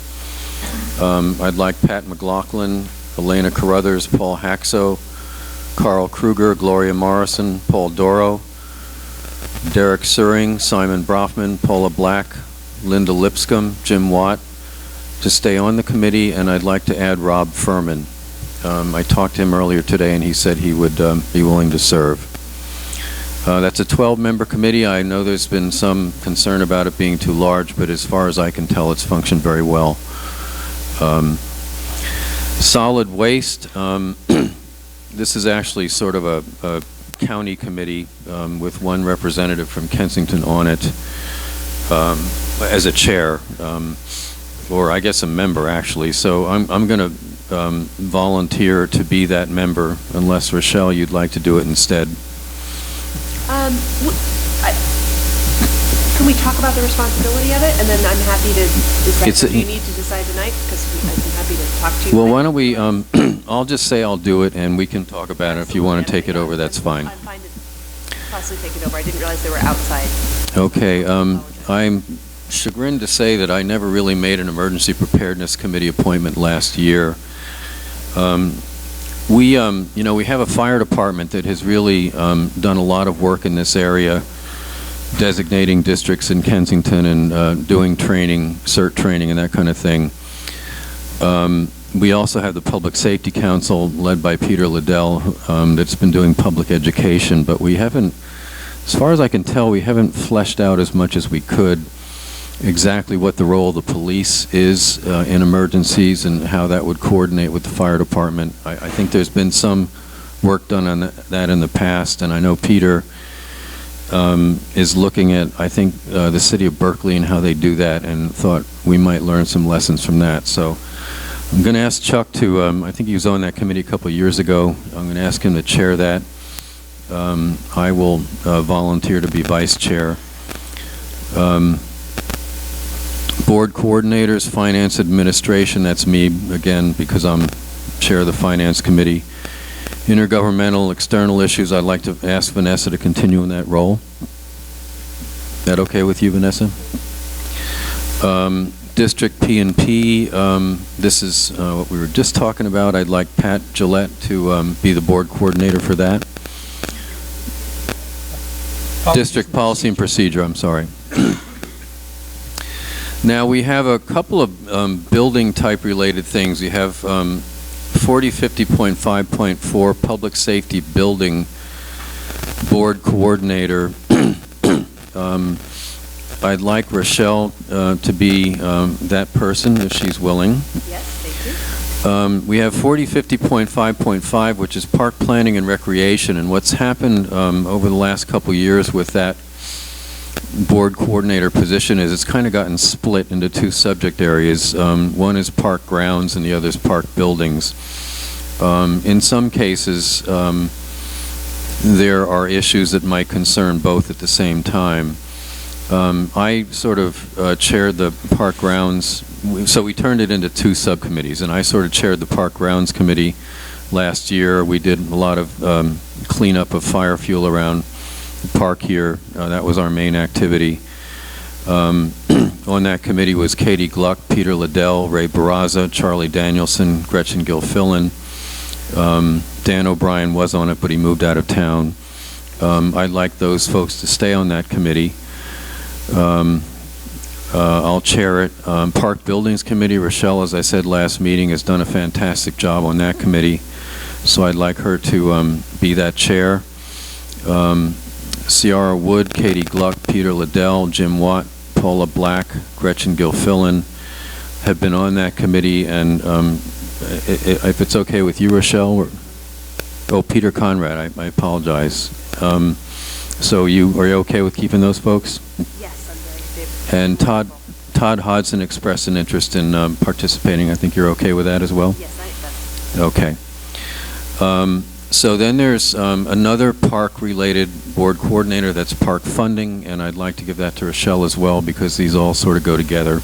And I did want to note that where there's a park planning and recreation issue that really involves, both the building and the grounds, that we'll try to coordinate our meetings so that we're all speaking the same language.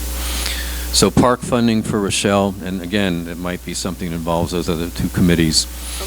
And community outreach, Pat, you were on that last time around. I'd like you to stick with that, if you're willing. And that's all I have.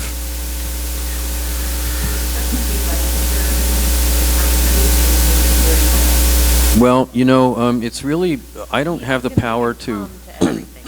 I've been going to the park building committees, and I've always kind of sat on like a fly on the wall, but they're very good. I mean, Michelle's doing a great job. I have no problem at all. Always happy to have you. Yeah. I'm always happy to come. I will do my best to attend every meeting, I promise. Very good. Okay, I think that's all we have. Yes, I second the motion. Adjourn into closed session for one last vote. Yes. All in favor? I second, yeah. All in favor? Aye. Aye. Any opposed? On to closed session.